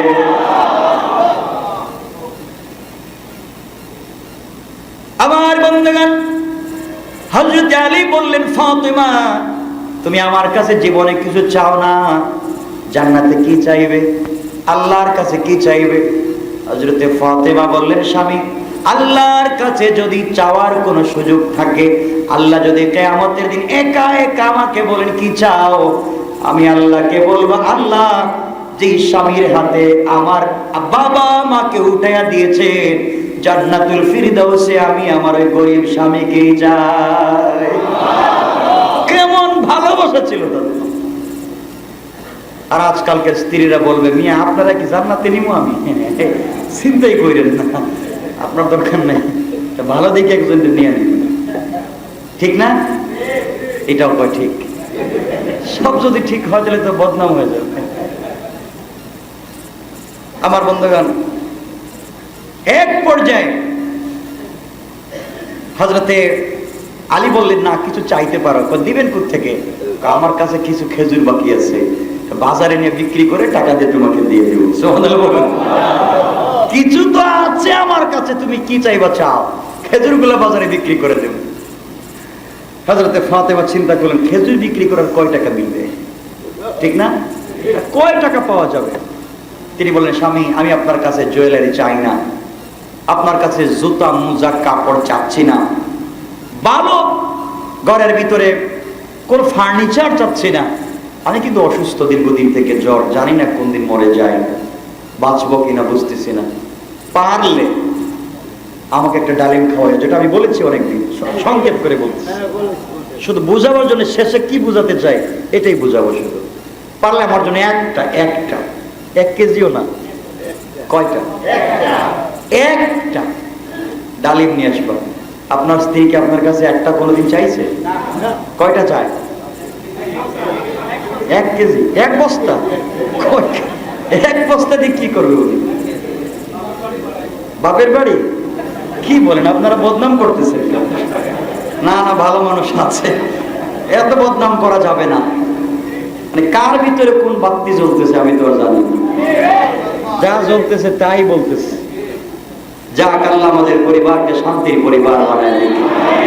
চিৎকার করে বলেন আমিন। হযরতে আলী বললেন, কোন ব্যাপার না, একটা ডালিম কতটা খেজুর আছে বিক্রি করলেই তো পাবো। সংক্ষেপ ইতিহাস বলার উদ্দেশ্য না, শেষে কি বলতে চায়, হযরতে আলী বাজারে গিয়ে খেজুর বিক্রি করে একটা ডালিম কিনেছে। ডালিম মানে কি? আনার কিনেছে। বাড়িতে আসতেছে, মনে কি আশা, জীবনে ফাতেমা চায় না, আজকে চাইছে তো আমি নিয়ে যাচ্ছি বীরের বেশে, আমার স্ত্রী যা চাইছে তাই আমার হাতে আছে, মনে কি আশা। এদিকে আল্লাহর রহমতের ফেরেশতারা উপরে, ওরা নিজে নিজে কথা বলতেছে, শুনছো এই যে দুনিয়ায় আল্লাহর পয়গম্বর বিশ্বনবী, ওনার সাহাবীরা এমন, শুধু থাকলেই আল্লাহর রাস্তায় দিতে থাকে, থাকলেই দে, যা আছে সব আল্লাহর রাস্তায় দিয়ে দেয়। সুবহানাল্লাহ বললেন না? আপনাদের আওয়াজে মনে হচ্ছে আমি মনে হয় আপনাদের কিছু কিছু চাইবো আজকে নাকি। যা আছে সব দিয়ে দে। আরেকজন ফেরেশতা বলছে, ভাই থাকলেই তো দে, না থাকলে কে কারে দে। আরেকজন ফেরেশতা বলছেন, রাসূল পাকের সাহাবীদের থাকলেও দে, না থাকলেও দে। আল্লাহ বলছেন, ফেরেশতারা ঝগড়া করে কোনো লাভ নাই, তোমাদের ঝগড়ার দরকার নাই। আমার এক গরিব গোলাম, রাসূলের প্রিয় সাহাবী আলী, 3-4 দিন না খেয়ে একটা ডালিম নিয়ে রাস্তা দিয়ে যায়। গরিব, পরীক্ষা করে দেখো কিছু দেয়নি। আল্লাহু আকবার বললেন না? পরীক্ষা করে দেখো কিছু দেয়নি। হযরতে আলী তো আসতেছেন রাস্তা দিয়ে, এদিকে একজন ফেরেশতা মানুষের রূপ ধরে, ভেষ ধরে, চাদর দিয়ে মোড়া দিয়া রাস্তার কর্নারে বৈশা ঠান্ডায় কাঁপতেছে। হযরতে আলী যাচ্ছে, কথাগুলো দিল দিয়ে শুনেন। হযরতে আলী যাওয়ার পথে ওই ফেরেশতা সালাম দিয়ে বলছেন, ভাই আলী আপনার সঙ্গে কি 1 মিনিট কথা বলা যায়? আলী বলেন, অবশ্যই বলতে পারো, কি বলবা? ভাই আলী, আমি তো 1 সপ্তাহ থেকে কিছু খাই নাই, পেটে বড় খিদে লাগছে, তোমার কাছে কিছু থাকলে আমাকে দাও। হযরত আলী বললেন, ভাই তোমাকে দেওয়ার মতো কিছু নাই, একটা মাত্র ডালিম আছে। আমার স্ত্রী আমার কাছে জীবনে কিছু চায় নাই, আজকে মাত্র একটা ডালিম আমার কাছে চাইছে, আমি নিয়ে যাই, আর কিছু আমার কাছে নাই, তোমাকে দেওয়া যাবে না। ফেরেশতা বলছেন, ভাই আলী আমি খুব অসুস্থ এবং পেটে খিদে, আমাকে দিয়ে দাও। আলী বলছেন, আমি তোমাকে দিতে পারবো না। ফেরেশতা চিন্তা করলেন, তাকে এভাবে সারাদিন বললে দিবে না, কিন্তু আমি যদি আল্লাহর নাম বলে দেই, আমার বিশ্বাস আলী ফিরাইয়া দিবে না। কারণ সাহাবায়ে কেরাম তো এমন, তাদের কাছে স্ত্রীর ভালোবাসা, স্বামীর ভালোবাসা, সন্তানের ভালোবাসা, সব ভালোবাসাকে পিছনে ফেলে তারা আল্লাহ এবং তার রাসূলকে বেশি ভালোবাসেন। দেখি তো আল্লাহর নাম বলে কিছু হয় কিনা। ফেরেশতা দাঁড়াইয়া বললেন, ভাই আলী আমার জন্য চাই না, আল্লাহর ওয়াস্তে যদি দাও। আল্লাহু আকবার। আলী বলছেন, আমার আল্লাহর নাম নিছো, আল্লাহর ওয়াস্তে আর দেরি করা যায় না। কিন্তু ভাই তোমার ফাতেমা তো অসুস্থ, আবার আল্লাহর নাম বলছো, আল্লাহর নাম তো ফিরিয়ে দেওয়ার সুযোগ নাই, এবং তোমাকেও আমার স্ত্রীকেও কেমনে ফালাইয়া দিই, আল্লাহর নামকে তো ছেড়ে দেওয়া যায় না। তো শোনো, ডালিম তো একটা, অর্ধেক তুমি খাও আর অর্ধেকটা বাসায় নিয়ে যাই। আল্লাহর নাম বলছো, ফিরাইয়া দেওয়া যায় না, তোমাকে অর্ধেকটা দিচ্ছি আর অর্ধেকটা বাসায় নিয়ে যাই। ও ঠিক আছে দেও। অর্ধেকটা নিয়ে আলীরে বলছে, ভাই তুমি একটু আমার কাছাকাছি বসো, তোমার দেখে দেখে যদি খাই তাহলে একটু শান্তি পাই। অর্ধেকটা খাইয়া বলতেছে, ভাই আলী অর্ধেকটা খাইছি, কলিজার অর্ধেক ঠান্ডা হয়ে গেছে, বাকি অর্ধেক দিলে পুরোটাই ঠান্ডা হয়েছে। আল্লাহু আকবার বললেন না?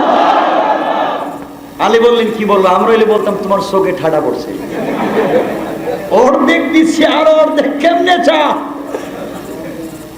আমার স্ত্রী অসুস্থ, তুমি আর অর্ধেক কেমনে চা? হযরত আলী বলছেন, ভাই মাফ চাই, অর্ধেক দেওয়া যাবে না, অর্ধেক বাসায় নিয়ে যাই। কয় না, আল্লাহর ওয়াস্তে যদি দেও। আলী বলছেন, আমার আল্লাহর নাম বলছো, আল্লাহর নাম বলে একটা অর্ধেক ডালিম কেন, আমার কলিজাও যদি হয় দিয়ে দিতে রাজি। যাও তুমি অর্ধেকটা খাও, পুরোটা দিয়ে দিলেন।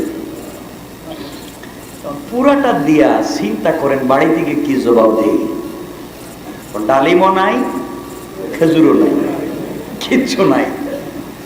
এক পাও সামনে যায় আর দুই পা পিছনে যায়, বাড়ি থেকে কি জবাব দেই? আর আমাদের দেশের যদি বউ হইতো, আজকে তুমি আসো, সাইজ করা লাগে কেমন, ঠিক না? কথা বলেন এখন, ঠিক কিনা? এটাও কইলো ঠিক, বুঝতেছি না কিছু, কোন বিপদে আছেন আপনারা? ঠিক বলতেছেন, সব বলতেছেন ঠিক। আমার বন্ধুগণ, হযরত আলী চিন্তা করলেন কি করা যায়, এখন তো বিপদ। আস্তে আস্তে করে বাড়িতে চলে গেছেন, হয়ে গেছে রাত্র। দরজায় গিয়ে কোনো কথা নাই, তাকায়া দেখতেছেন হযরতে ফাতেমা ঘরের ভিতরে হাঁটাহাঁটি করতেছেন। আলী দেখে গিয়েছিলেন হযরতে ফাতেমা শুয়ে আছেন অসুস্থতার কারণে, তখন হাঁটতেছেন। ঘরের কাছে গিয়ে লম্বা সালাম, আসসালামু আলাইকুম, ভালো আছেন আপনি? আপনার জ্বর কমছে? একটু হাত দিয়ে দেখছে, দেখে জ্বর একটু কমছে। আল্লাহ, জ্বর যখন কমছে, কোনোভাবে যদি ডালিমের কতটা মনে না হয় তাহলে বাইচা গেলাম। চিন্তা দেখতেছে, বাইচা গেলাম, সকালে একটা ব্যবস্থা করতে পারবো, সারাদিন কাজ করে হইলে একটা ডালিম ব্যবস্থা করে দেবো, রাত্রটা যেন মনে না পড়ে। আমাদের ঘরের, আমাদের না আবার দেখে না, আবার আপনারা আবার বলতে পারেন হুজুর আমাদের কথা বলতেছে। বাংলাদেশ এমন পরিবারও তো আছে, ঘরে যাওয়ার পরে বলতে কি হাত খালি কেন, মার্কেটে যাও নাই, টাকা দাও আমি যাই, ঠিক না? আমার বন্ধুগণ, হযরতে আলী শুয়ে পড়লেন। ফাতেমাকে আজকে নিজের হাতে পানি এনে জলপট্টি মাথায় দিচ্ছেন, যেন মনে না পড়ে, ভুলে যায়। আল্লাহ কিছু দোয়া করতেছেন, আল্লাহ একবারে জনমের মতো ডালিম ভুলাইয়া দাও। যেন মনে না থাকে আমারে বাঁচাও। জলপট্টি দিতে দিতে এক পর্যায়ে দুজন ঘুমিয়ে গিয়েছেন।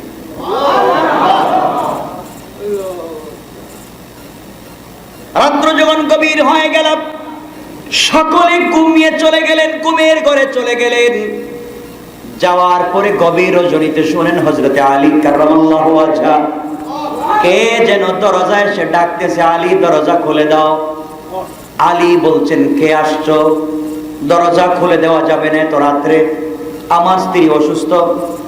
বাহির থেকে একজন বলছেন, ভাই আনা সালমান ফারসি, আমি আল্লাহর পয়গম্বরের সাহাবী সালমান, দরজা খোলো। আলী বলছেন, ভাই সালমান, এত রাত্রে গভীর রজনীতে তুমি আমার দরজায় কেন এসেছো? ফারসি বলছেন, বাইরে আল্লাহ তোমার জন্য জান্নাত থেকে ডালিম পাঠাইয়া দিয়েছে। আল্লাহ তোমার জন্য জান্নাত থেকে ডালিম পাঠিয়ে দিয়েছেন। বিশ্বনবী গভীর রজনীতে আমাকে দিয়ে প্রেরণ করেছেন, দরজা খুলে দাও। হযরতে আলী চোখের পানি ছেড়ে শুকরিয়া আদায় করলেন। মহান মুনিবের দরবারে শুকরিয়া আদায় করে দরজা খুলে দিলেন। দরজা খুলে দেওয়ার পরে সালমান বলছেন, ভাই এই যে তোমার ডালিম। হাতে নিয়ে হযরতে আলী ডালিমগুলা দেখতেছে, কোত্থেকে আনলো, কোথায় পাইলো, গনতেছে একটা একটা করে। গনতে গনতে দেখে ডালিম আছে 9টা। কয়টা? গরম হয়ে বলছেন, ভাই কোত্থেকে আনছো, কার গাছ থেকে পারছো, কার গাছ থেকে রাত্রবেলা ডালিম এনে আমাকে দিচ্ছ? আর বলতেছো আল্লাহ পাঠিয়ে দিয়েছেন, মিথ্যা কথা এটা বললা কেন? সালমান বলছেন, ভাই আমি তো মিথ্যা বলি নাই, নবীজি আমাকে দিয়েছেন, আমি তোমার কাছে নিয়ে এসেছি। হযরতে আলী বলছেন, না, এগুলো আল্লাহ দিতে পারেন না। আলী বললেন, কেন? সালমান বললেন, কেন দিতে পারেন না? আলী বলছেন, বাইরে আজকে আমি আল্লাহর রাস্তায় একটা ডালিম দিয়েছি, আল্লাহ যদি দিতে হয়, আল্লাহ বলছেন আল্লাহর রাস্তায় এক দিলে আল্লাহ 10 দেন। আল্লাহ বলছেন, মান জা বিল হাসানাতি ফালাহু আশরু আমসালিহা, একটা ভালো কাজ করলে আল্লাহ 10 গুণ বাড়াইয়া দেন। কমপক্ষে আমি আজকে একটা ডালিম আল্লাহর রাস্তায় দিয়েছি, আল্লাহ দিলে 9টা দিবে, কেন 10টা দেওয়ার কথা। আল্লাহ তো কম দিতে পারেন না।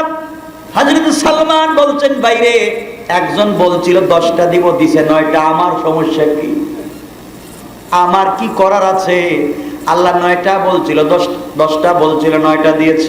আলী বললেন, ভাই সালমান, বুঝতাম যদি আমার আল্লাহ কৃপণ, আমার আল্লাহ বখিল, আমার আল্লাহ গরিব, যা বলছে কম দিছে নাই, কিন্তু আমার আল্লাহ তো ধনীদের ধনী, যা বলছে তার চাইতে বাড়াইয়া দেওয়ার কথা, কমাইয়া দিল কেন?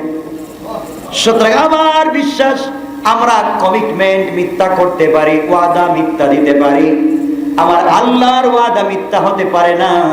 আল্লাহ দিলে 10 দেওয়ার কথা, 9 দিল কেন? এগুলা নিয়ে যাও, আল্লাহ দেয় নাই, তুমি গাছ থেকে আনছো। এমন সময় হযরত সালমান নিজের পকেট থেকে আরেকটা ডালিম বাইর করে 10টা মিলাইয়া বলছেন, ভাই আল্লাহ 10টাই দিছিলেন, আমি একটা পকেটে রেখে দিছিলাম। তোমার ঈমান পরীক্ষা করলাম, তোমার ঈমান কত মজবুত। আল্লাহর রাস্তায় এক দিয়েছো, 10এ বিশ্বাস করো, 9এ বিশ্বাস করো না। আল্লাহর সঙ্গে এমন সম্পর্ক তুমি করেছো, আল্লাহকে যাই দিয়েছো 10 গুণ বাড়াইয়া দিয়েছে। কি সম্পর্ক আল্লাহর সঙ্গে করেছিলেন, কি সম্পর্ক! আল্লাহর সঙ্গে পরিচয় করিয়ে দিন পরিবারকে, আল্লাহর সঙ্গে পরিচয় করিয়ে দিন সন্তানকে। আল্লাহ আপনাকে ভুলে যাবেন না, আল্লাহ আপনাকে এভাবেই দিবেন। ইতিহাস বলে উদ্দেশ্য না, হযরতে ফাতেমা আলীর পরিবারটা কেমন ছিল, আর আজকে আমাদের পরিবারগুলা কেমন হয়ে আছে। কোনো মজা নাই, কোনো স্বাদ নাই, কোনো শান্তি নাই, শুধু ঠাস ঠুস মারামারি। ঘরের ভিতরে গেলেই মনে হচ্ছে এখন ইসরায়েলের সঙ্গে যুদ্ধ লেগে গেছে, ঠিক না? সব ঠিক। তাহলে এখান থেকে আমাদের পরিবারকে বাঁচানো দরকার আছে না নাই? আচ্ছা, আমাদের পরিবারগুলোকে বাঁচাতে হবে। এই পরিবারগুলোকে যদি বাঁচাতে হয়, কথাকে লম্বা করতে চাই না। কি আমল করবেন যে দোয়া আপনি 3 বার পড়বেন, জান্নাত আপনার জন্য ফরজ হয়ে যাবে। 3 বার প্রতিদিন দোয়া পড়বেন, আপনাকে আর কেউ জাহান্নামে দিবে না।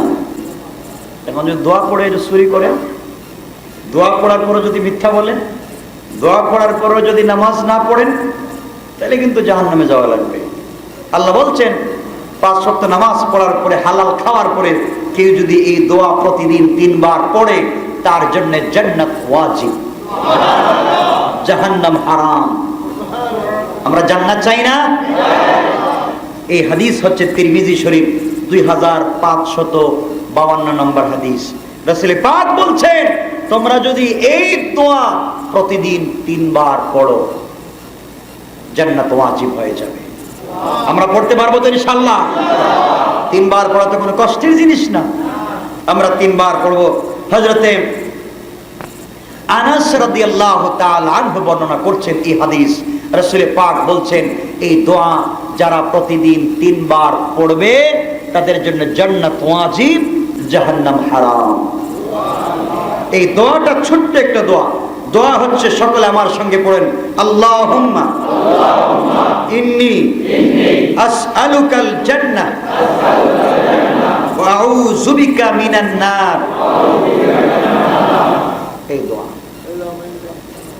আসআলুকাল জান্নাহ, আল্লাহ তোমার কাছে আমি জান্নাত চাই, জাহান্নাম থেকে মাফ চাই। এই কথাটা আপনি প্রতিদিন নামাজের পরে 3 বার করে পড়বেন। প্রত্যেক নামাজের পরে 3 বার করে পড়বেন। পড়লে কি হয়, আপনি যখন প্রত্যেকবার পড়বেন আসআলুকাল জান্নাহ, আল্লাহ আমাকে জান্নাত দেও, তখন জান্নাত আল্লাহর কাছে সুপারিশ করে, আল্লাহ যেই বেচারা প্রতিদিন প্রত্যেক ওয়াক্তে 3 বার আমাকে বলে, তোমাকে বলে, তাকে জান্নাত দেওয়ার জন্য আল্লাহ ওরে আমার ভিতরে দিয়ে দাও, ওকে আমার ভিতরে দিয়ে দাও। আর আপনি যখন পড়বেন আউযু বিকা মিনান নার, আল্লাহ আমাকে জাহান্নাম থেকে বাঁচাও, তখন জাহান্নাম আল্লাহর কাছে আরজি পেশ করে, আল্লাহ জি বেচারা, যে গোলাম, এ তো কান্না করে বলছে আমার থেকে বাঁচাও, আমি তোমাকে সুপারিশ করছি, ওকে আমার থেকে বাঁচাও। এই জন্য ওই দোয়া প্রতিদিন প্রত্যেক নামাজের পরে 3 বার পড়বেন। সাথে সাথে যদি আল্লাহুম্মা আজিরনি মিনান নার পড়েন, তা আরো ভালো। এই দুটো দোয়া পড়বেন, আল্লাহুম্মা ইন্নী আসআলুকাল জান্নাহ ওয়া আউযু বিকা মিনান নার। পড়বেন তো ইনশাআল্লাহ? আল্লাহ আমাদেরকে কবুল করো। সবাই পড়েন। এখন কথা হচ্ছে, এতক্ষণ যা বলছি আমরা আমল করতে পারবো তো? সন্তানের সঙ্গে আল্লাহর পরিচয় করিয়ে দিতে পারবো তো ইনশাআল্লাহ? সবাই বলেন ইনশাআল্লাহ। সুতরাং আর লম্বা করতে চাই না, এখন কথাগুলোকে সংক্ষেপ করে দিতে চাচ্ছি। আমার বন্ধুগণ, আমার মুসলমান ভাইরা, সুতরাং পরিবারকে যদি শান্তির পরিবার করতে হয়, 5টা কাজ আছে এমন। আমার মায়েরা যদি 5টা কাজ ছেড়ে দেয়, তাহলে পরিবার অনেক সুন্দর হয়ে যায়। আর এই 5টা কাজ যদি কোনো মা বোনের ভিতরে থাকে, যে কোনো একটা, তাহলে স্বামীর মন ভেঙে যায়, কলিজা ভেঙে চুরে চুরমার হয়ে যায়। 5-6টা কাজ জাহান্নামের কারণ হয়ে যায়। এর একটা হচ্ছে, আজকালকে দেখেন স্বামী স্ত্রীর সম্পর্ক একবারে আপনার বডি এবং কাপড়ের মতো। এই সম্পর্ক কি মিথ্যা বলা যায় না? এটাকে অস্বীকার করা যায় না। এই সম্পর্ককেই হচ্ছে পৃথিবীতে বাঁচিয়ে রাখতে হবে। গোটা পৃথিবীতে আন্দোলন হচ্ছে বৈধ সম্পর্কের বিরুদ্ধে, আর ইসলাম বৈধ সম্পর্কের পক্ষে, স্বামী স্ত্রীর সম্পর্কের পক্ষে কথা বলছে। সুতরাং 5টা কাজ আছে, যে কাজ করলে স্বামীর মন ভেঙে যায়। এই কাজ আমাদের মায়েরা বোনেরা করবেন না, এবং যারা আছেন বাসায় গিয়ে কথাগুলো পৌঁছে দিবেন, যে কাজগুলো যেন না করা হয়। 1 নম্বর হচ্ছে, আজকালকের আমাদের মায়েরা, অনেক বোনেরা আছেন যারা স্বামীকে অবহেলা করেন। কথা বলেন, অবহেলা করেন। স্বামী কোনো কথা বলছে, বৈধ কোনো কথা বলছে, শুনতে চান না। স্বামীর কোনো বৈধ কথা স্ত্রী শুনতে চায় না। স্বামী বলছেন আমাকে 1 গ্লাস পানি দেন, স্ত্রী দিতে চায় না, অবহেলা করেন। হয়তো স্বামী গরিব, স্ত্রী টাকা আছে, পয়সা আছে, এই জন্য তাকে অবহেলা করা, ছোট করা। মনে রাখবেন, মায়েদেরকে বলছি, আপনি যদি ইবাদত করতে করতে একবারে 24টা ঘন্টা ইবাদতের ভিতরে থাকেন, আপনার স্বামী যে কোনো কারণে, বৈধ যে কোনো কারণে আপনার প্রতি যদি অসন্তুষ্ট থাকে, আপনি জাহান্নামী, আপনি জাহান্নামী। সুতরাং জাহান্নাম থেকে যদি বাঁচতে হয়, স্বামীকে অবহেলা করা যাবে না। আজকে তো স্বামীকে অনেক অবহেলা করা হয়। স্বামীকে বলছে, এক গ্লাস পানি আমাকে এনে দাও, আমি পানি দিতে পারি না। খাবারটা এনে দাও, আমি তার কাছে খাবার পৌঁছে দিতে পারতেছি না। তার শার্টটা তার হাতে উঠে দিচ্ছি না, তার সঙ্গে মুচকি হাসি দিয়ে কথা বলতেছি না, তার সঙ্গে ভালো ব্যবহার করতেছি না। স্বামীকে অনেক অবহেলা করি, তার সঙ্গে আমার মিলে না। আমি অনেক সুন্দরী, স্বামী অনেক কালো, এজন্য তাকে অবহেলা করছেন। মনে রাখবেন, আপনি জাহান্নামী। এই জন্যে স্বামীকে কোনোভাবে অবহেলা করা যাবে না। আপনি চাকরি করছেন, স্বামীকে অবহেলা করছেন। আপনি পরিবারে এসে স্বামীকে সময় দিচ্ছেন না, অবহেলা করছেন। মনে রাখবেন, এটা অন্যায়। 2 নম্বর হচ্ছে স্বামীকে ঘৃণা করা। ঘৃণা করা। আজকে স্বামী এসে, দুজন দেখলেন স্বামী খেতে বসেছেন, স্বামী এসে বললেন, আসো তোমাকে এক লোকমা খাবার খাইয়ে দেই। আপনি বললেন, না, আমি অন্যের হাতে খাবার খেতে আমার খারাপ লাগে, ঘৃণা হয়। স্বামী কষ্ট পাবে, এগুলো করতে নাই। স্বামী আপনাকে বিছানায় ডেকেছে, আসো আমার পাশাপাশি ঘুমাও, না, আপনার শরীরে দুর্গন্ধ করতেছে, আপনার কাপড়ের দুর্গন্ধ। স্বামী আসছে, মার্কেট থেকে আসছে, অফিস থেকে আসছে, আপনি বলছেন আগে আপনি গোসল করে আসেন, আপনার কাপড়ের দুর্গন্ধ ঘরের ভিতরে বসা যাচ্ছে না, থাকা যাচ্ছে না। স্বামী তো রাত দিন কষ্ট করতেছে আপনার জন্য, আপনার বাচ্চার জন্য। তাকে ঘৃণা করবেন না, আপনার জাহান্নামের কারণ হয়ে যাবে। এজন্য 1 নম্বর, স্বামীকে অবহেলা করা যাবে না, স্বামীকে ঘৃণা করা যাবে না, তার কোনো কাজকে ছোট করা যাবে না, তার মুখের উপরে কথা বলা যাবে না, তার আমানতের খেয়ানত করা যাবে না, তার সঙ্গে মিথ্যা কথা বলা যাবে না। কথা কি বুঝতেছেন আমার? এই 2টা কথা মনে রাখবেন। 3 নম্বর হচ্ছে স্বামীর সামনে অন্য পুরুষের সুনাম করা। অনেক স্ত্রীরা আছেন, স্বামীর সামনে খালাতো ভাই, মামাতো ভাই, ফুফাতো ভাই এদের সুনাম করেন। আমার মামাতো ভাই তো এমন হ্যান্ডসাম, সে তেমন বড় চাকরি করে, তোমার তো কিচ্ছু নাই, ঠিক না? স্বামী অনেক কষ্ট পায়, কারণ স্বামীর সামনে যদি তার স্ত্রী অন্য পুরুষের সুনাম করে, স্বামীর মনটা ভেঙ্গে চুরে চুরমার হয়ে যায়। কাকে আমি খাওয়াচ্ছি, কাকে আমি ঘরে রেখেছি, যে আমাকে চিনে না। এজন্য মনে রাখবেন, হযরতে আইয়ুব আলাইহিস সালামকে তার স্ত্রী রাহিমা ছেড়ে দেন নাই। 18 বছর অসুস্থ থেকেছিলেন, হাত পচে গিয়েছে, পা পচে গিয়েছে, গোটা বডি থেকে দুর্গন্ধ আসতেছে, 1-2 কিলোমিটার দূর পর্যন্ত দুর্গন্ধ পৌঁছে গিয়েছে, শরীর থেকে পোকা পড়তেছে। হযরতে হালিমা বলছেন, স্বামী সবাই তোমার, রাহিমা বলছেন, স্বামী সবাই তোমাকে ছেড়ে দিয়েছে, আমি তোমার শরীর থেকে হাত দিয়ে পোকাগুলাকে ফেলে দিয়ে পরিষ্কার করার দায়িত্ব নিয়েছি, বিনিময় তোমার সঙ্গে জান্নাতে আমাকে রাখো। স্বামীকে অবহেলা করতে নাই। স্বামীর সামনে অন্য পুরুষ, এই ছেলেটা কত সুন্দর, তোমার মতো একটা বখাটে, তোমার মতো একটা তার ছিঁড়া, তোমার মতো একটা ছেলেকে বিয়ে করছে, আমার লাইফ শেষ। না রাস্তা বাইরে হইতে পারি, না মার্কেটে যাইতে পারি, না বন্ধু বান্ধবদের আড্ডায় যেতে পারি, না কোথাও নিয়ে তোমাকে ফেস করতে পারি। সবাই কই, খিরে টুনটুনি বিয়ে কর সৎকারে, রে রিক্সা ড্রাইভারের মতো বলা, তোমাকে বিয়ে করে আমার ইজ্জত শেষ, তোমাকে বিয়ে করে ইজ্জত শেষ। রাস্তায় বের হতে পারি না, তোমাকে নিয়ে কোথাও যেতে পারি না। আমার বান্ধবীরা তাদের স্বামীদেরকে নিয়ে কোথাও কত জায়গায় যায়, আমি তোমাকে নিয়ে যেতে পারি না, কারণ তোমার তো অবস্থা খারাপ, তোমার চেহারা সুন্দর না, তোমার কাপড় সুন্দর না, ঠিক মতো হাঁটতে পারো না। কত কথা, এই কথাগুলো বললে স্বামী কষ্ট পায়। এই জন্য এই কষ্ট দেওয়া যাবে সবাই বলেন কয়টা বলছি? 3টা। 4 নম্বরে হচ্ছে, যদি কোন স্ত্রী স্বামীর করে থাকবার পরে পর পুরুষের সঙ্গে সম্পর্ক করে, স্বামীর করে থাকবার পরে স্ত্রী যদি অন্য পুরুষের সঙ্গে সম্পর্ক করে, স্বামীর জীবনের এর চাইতে বড় ব্যর্থতা আর হতে পারে না, এর চাইতে বড় কষ্টের আর হতে পারে না। ও বেচারা তো হার্ট অ্যাটাক করে মরবে, রাস্তা গাড়ির চাক্কার নিচে হঠাৎ চিন্তা করতে করতে গাড়ির চাক্কার নিচে পড়ে যাবে, ঠিক না? মায়েদেরকে বলছি, বোনদেরকে বলছি, আল্লাহকে ওয়াস্তে আপনারা এই কাজগুলা করবেন না। বিয়ের পরে স্কুলের ফ্রেন্ড, কলেজের ফ্রেন্ডদের সঙ্গে কোনো কথা বলা যাবে না। এরা গায়রে মাহরাম, এদের সঙ্গে কথা বলা যাবে না। বন্ধু বান্ধবদের আড্ডায় যাওয়া যাবে না, ওদের সঙ্গে কথা বলা যাবে না। স্বামীর অনুমতি ছাড়া পা ফেলতে পারবেন না। ইসলাম যেটা বলেছে আপনি সব করতে পারবেন যদি বিয়ে হয়ে যায় স্বামীর অনুমতি নিয়ে।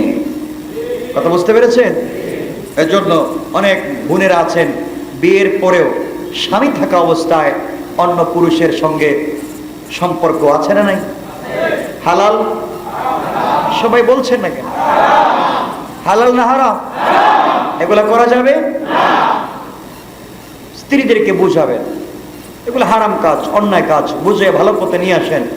আর যদি না আসেন তাহলে ইসলামের যত বিধিবিধান আছে সেই পথে চলতে লাগবে। 5 নম্বর, যখন কোনো স্বামী দেখে তার স্ত্রী তার মা বাপ অর্থাৎ শ্বশুর শাশুড়ির সঙ্গে খারাপ ব্যবহার করে।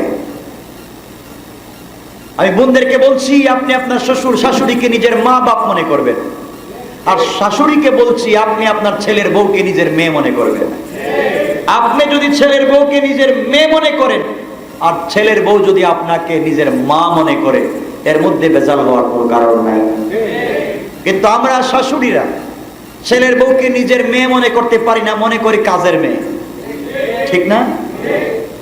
আর আমাদের ছেলের বউয়েরা শাশুড়িকে নিজের মা মনে করতে পারে না, মনে করো ও তো আমার হাজবেন্ডের মা, ওর সাথে আবার আমার কিসের সম্পর্ক, প্রয়োজনে ওকে রেখে দিয়ে আমরা আলাদা থাকবো, ঠিক না? ওরা বৃদ্ধ হয়েছে, ওদেরকে রেখে আমরা আলাদা থাকবো, এই চিন্তাই করা যাবে না। মনে রাখবেন শ্বশুর শাশুড়ি মনে অন্যায় ভাবে কোনো কষ্ট দেওয়া যাবে না। তারা যদি কোনো ভুল করে থাকেন, বয়স হয়ে গেছে, স্বামীর সঙ্গে আপনি সুন্দর করে কথাগুলো বলবেন, কিন্তু মনে রাখবেন আপনার ঘরের মারামারি, ঘরের ঝগড়া কখনো স্বামী স্ত্রীর বিছানায় নিয়ে আসবেন না। ঘরের মারামারিকে ওখানেই শেষ করেন, বিছানায় মারামারি টেনে নিয়ে আসবেন না। আর স্বামী অফিস থেকে ঘরে যাওয়ার পরেই তার শরীর গরম, বাইরে থেকে আসছে, মাথাটা ঠিক নাই, এই সময় ঘরের উল্টাপাল্টা ঝগড়ার কথা তাকে বলবেন না, এতে হিতে বিপরীত হতে পারে। কথা বলছেন নেই? এটা যে কোনো একটা ঝামেলা বেঁচে যেতে পারে, এই জন্য এগুলা করা যাবে না।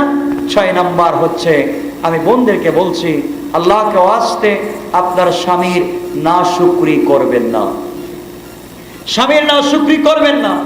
আল্লাহর রিজিকের উপরে বিশ্বাস রাখেন, স্বামীর নাশুকরি আপনারা করতে যাবেন না। স্বামী আপনাকে যা দিচ্ছে, কিন্তু একটা কথা হচ্ছে একজন স্বামীর উচিত হচ্ছে, স্বামী স্ত্রী যদি জান্নাতে একসাথে যেতে হয় অবশ্যই স্বামীর উচিত স্ত্রীর জন্য 4টা কাজ তিনি বাধ্যতামূলক করে দিতে হবে। 1 নাম্বার, বিয়ের পরেই ফুলসজ্জা রাত্রে মেলামেশার আগে স্ত্রীর মহারণা পরিশোধ করে দিতে হবে। যদি আপনি পরিশোধ করতে না পারেন, আপনি কিস্তিতে টাকাটা পরিশোধ করবেন। কথা বলছেন নাই? তাও যদি না পারেন, প্রত্যেক বছর শাড়ি দিতেন 10টা, প্রত্যেক বছর শাড়ি দিবেন 15টা। আপনারা বলতেছেন এতগুলো বলতেছেন কেন? বলেন আমাকে, বেশি দিবেন। এই 5টা বইলে দিবেন যে এই 5টা তোমার মহরণার টাকা থেকে কাইটে যাবে। জুতা দিতেন বছরে 5টা, দিবেন 6টা, বলে একটা মহরণার টাকা কাইটে গেছে।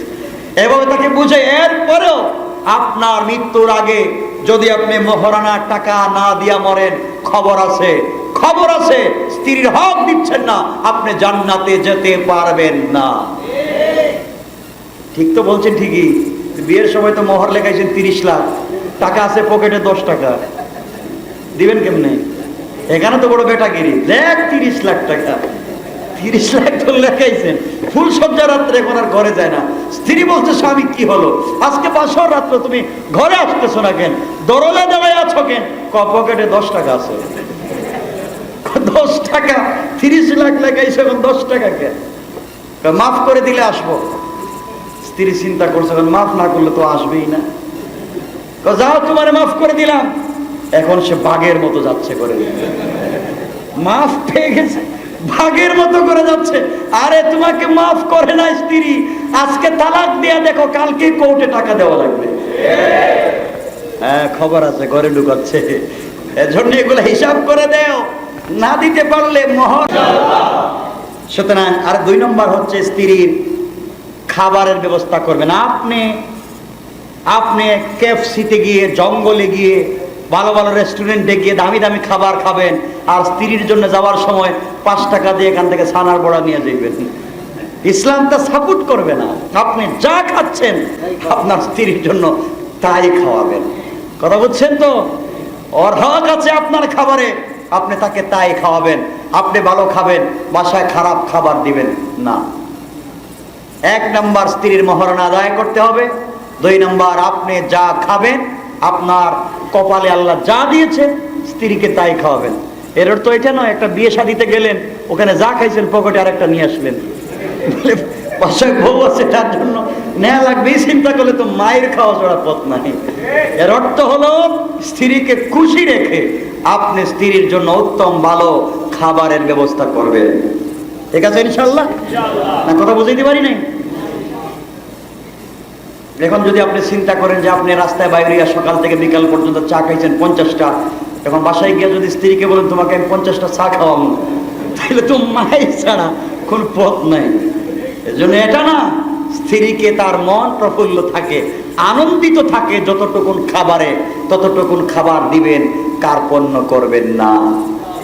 ঠিক আছে তো? কথা বলেন ইনশাআল্লাহ। 3 নাম্বার হচ্ছে পোশাকের ব্যবস্থা করবেন, ভালো পোশাক। আপনি দামি দামি পোশাক পরবেন। আর স্ত্রীর জন্য আপনি কোন জায়গায় পুরাতন কাপড় পাওয়া যায়? কোন জায়গায়? পুলিশটা, সব বাজার, বেগম বাজার, আর বেগম বাজার। আপনি ভালো ভালো মার্কেটে গিয়ে আপনি মার্কেটিং করবেন, আর যাওয়ার সময় মার্কেটে বলবেন ভাই একটা দামি ব্যাগ দে আমারে 50 টাকা। কেন? শখ বাজার থেকে একটা পুরাতন কাপড় ঢুকাবো। বেগম বাজার থেকে একটা পুরাতন কাপড় কিনে ভালো ব্যাগের ভিতরে ঢুকাইয়া নিয়ে আপনার স্ত্রীকে দিলেন, আপনি প্রতারক। কথা বলেন, আপনি প্রতারক, অন্যায় করেছেন। আপনি আপনার গার্লফ্রেন্ডের সঙ্গে ঘুরতে গিয়ে 10,000 টাকা খরচ করছেন, বাসায় যাওয়ার সময় স্ত্রী বলছে আমার জন্য চটপটে নিয়ে এসো, 1 টাকাও নাই। ঠিক না? কি করছেন এগুলো? এগুলো হারাম, সব হারাম। স্ত্রীর সঙ্গে ভালো ব্যবহার করেন। আপনি যেই পোশাক পরবেন স্ত্রীর জন্য পোশাকের ব্যবস্থা করবেন ইনশাআল্লাহ। এর অর্থ এটা নয় যে আপনি পুরুষের পোশাক পরে স্ত্রীকে এটাই পরাবেন, এটা বলি নাই। মানে এই দামের, এই সমমানের ভালো পোশাক আপনি তাকে দিবেন ইনশাআল্লাহ। বলেন কয়টা বলছি?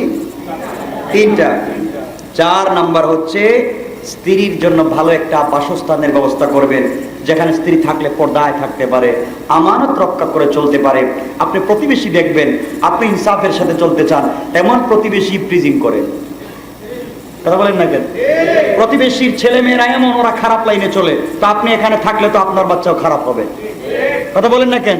প্রতিবেশীর স্ত্রী উল্টাপাল্টা চলাফেরা করে, আপনার স্ত্রী এখানে থাকে, তাহলে আপনার স্ত্রী তো আজ হোক কাল উল্টাপাল্টা চলবে। এর জন্য আপনার স্ত্রীর ভালো বাসস্থানের ব্যবস্থা করবেন। এর অর্থ হচ্ছে ইসলামিক লাইনে সহিভাবে চলতে গেলে যে বাসস্থানের দরকার, যেখানে রাখা যায়, এই 4 কাজ অবশ্যই আপনাকে করা লাগবে। আল্লাহ আমাদের সবাইকে কবুল করুন। সবাই বলেন আমিন। যা কথা বলছি আমল করবার তৌফিক দান করুন। কথাগুলো মনে থাকবে তো ইনশাআল্লাহ? আজকের শুরুর কথা ছিল যে কথাগুলো বলছি, 1 নাম্বার, স্ত্রীকে তালাক দেওয়া যাবে না, এটা অন্যায়। আর দিতে যদি হয় প্রক্রিয়া অনুযায়ী দিবেন। আর এতক্ষণ যা বলছি এগুলা যদি মানেন তাহলে স্ত্রীর সঙ্গে আর ঝগড়া থাকবে না, তালাকেরও প্রয়োজন পড়বে না। বুঝাতে চাইলাম, শুরুতে তালাক দিয়ে শুরু করেছিলাম, আর এতক্ষণ যা বুঝাইছি আপনারা যদি তা মেনে নেন তালাকের প্রয়োজন পড়বে না। আল্লাহ আমাদের সবাইকে কবুল করুন। আজকের মতো এখানে রেখে দিতে চাই। আগামী তাফসীর কত তারিখ?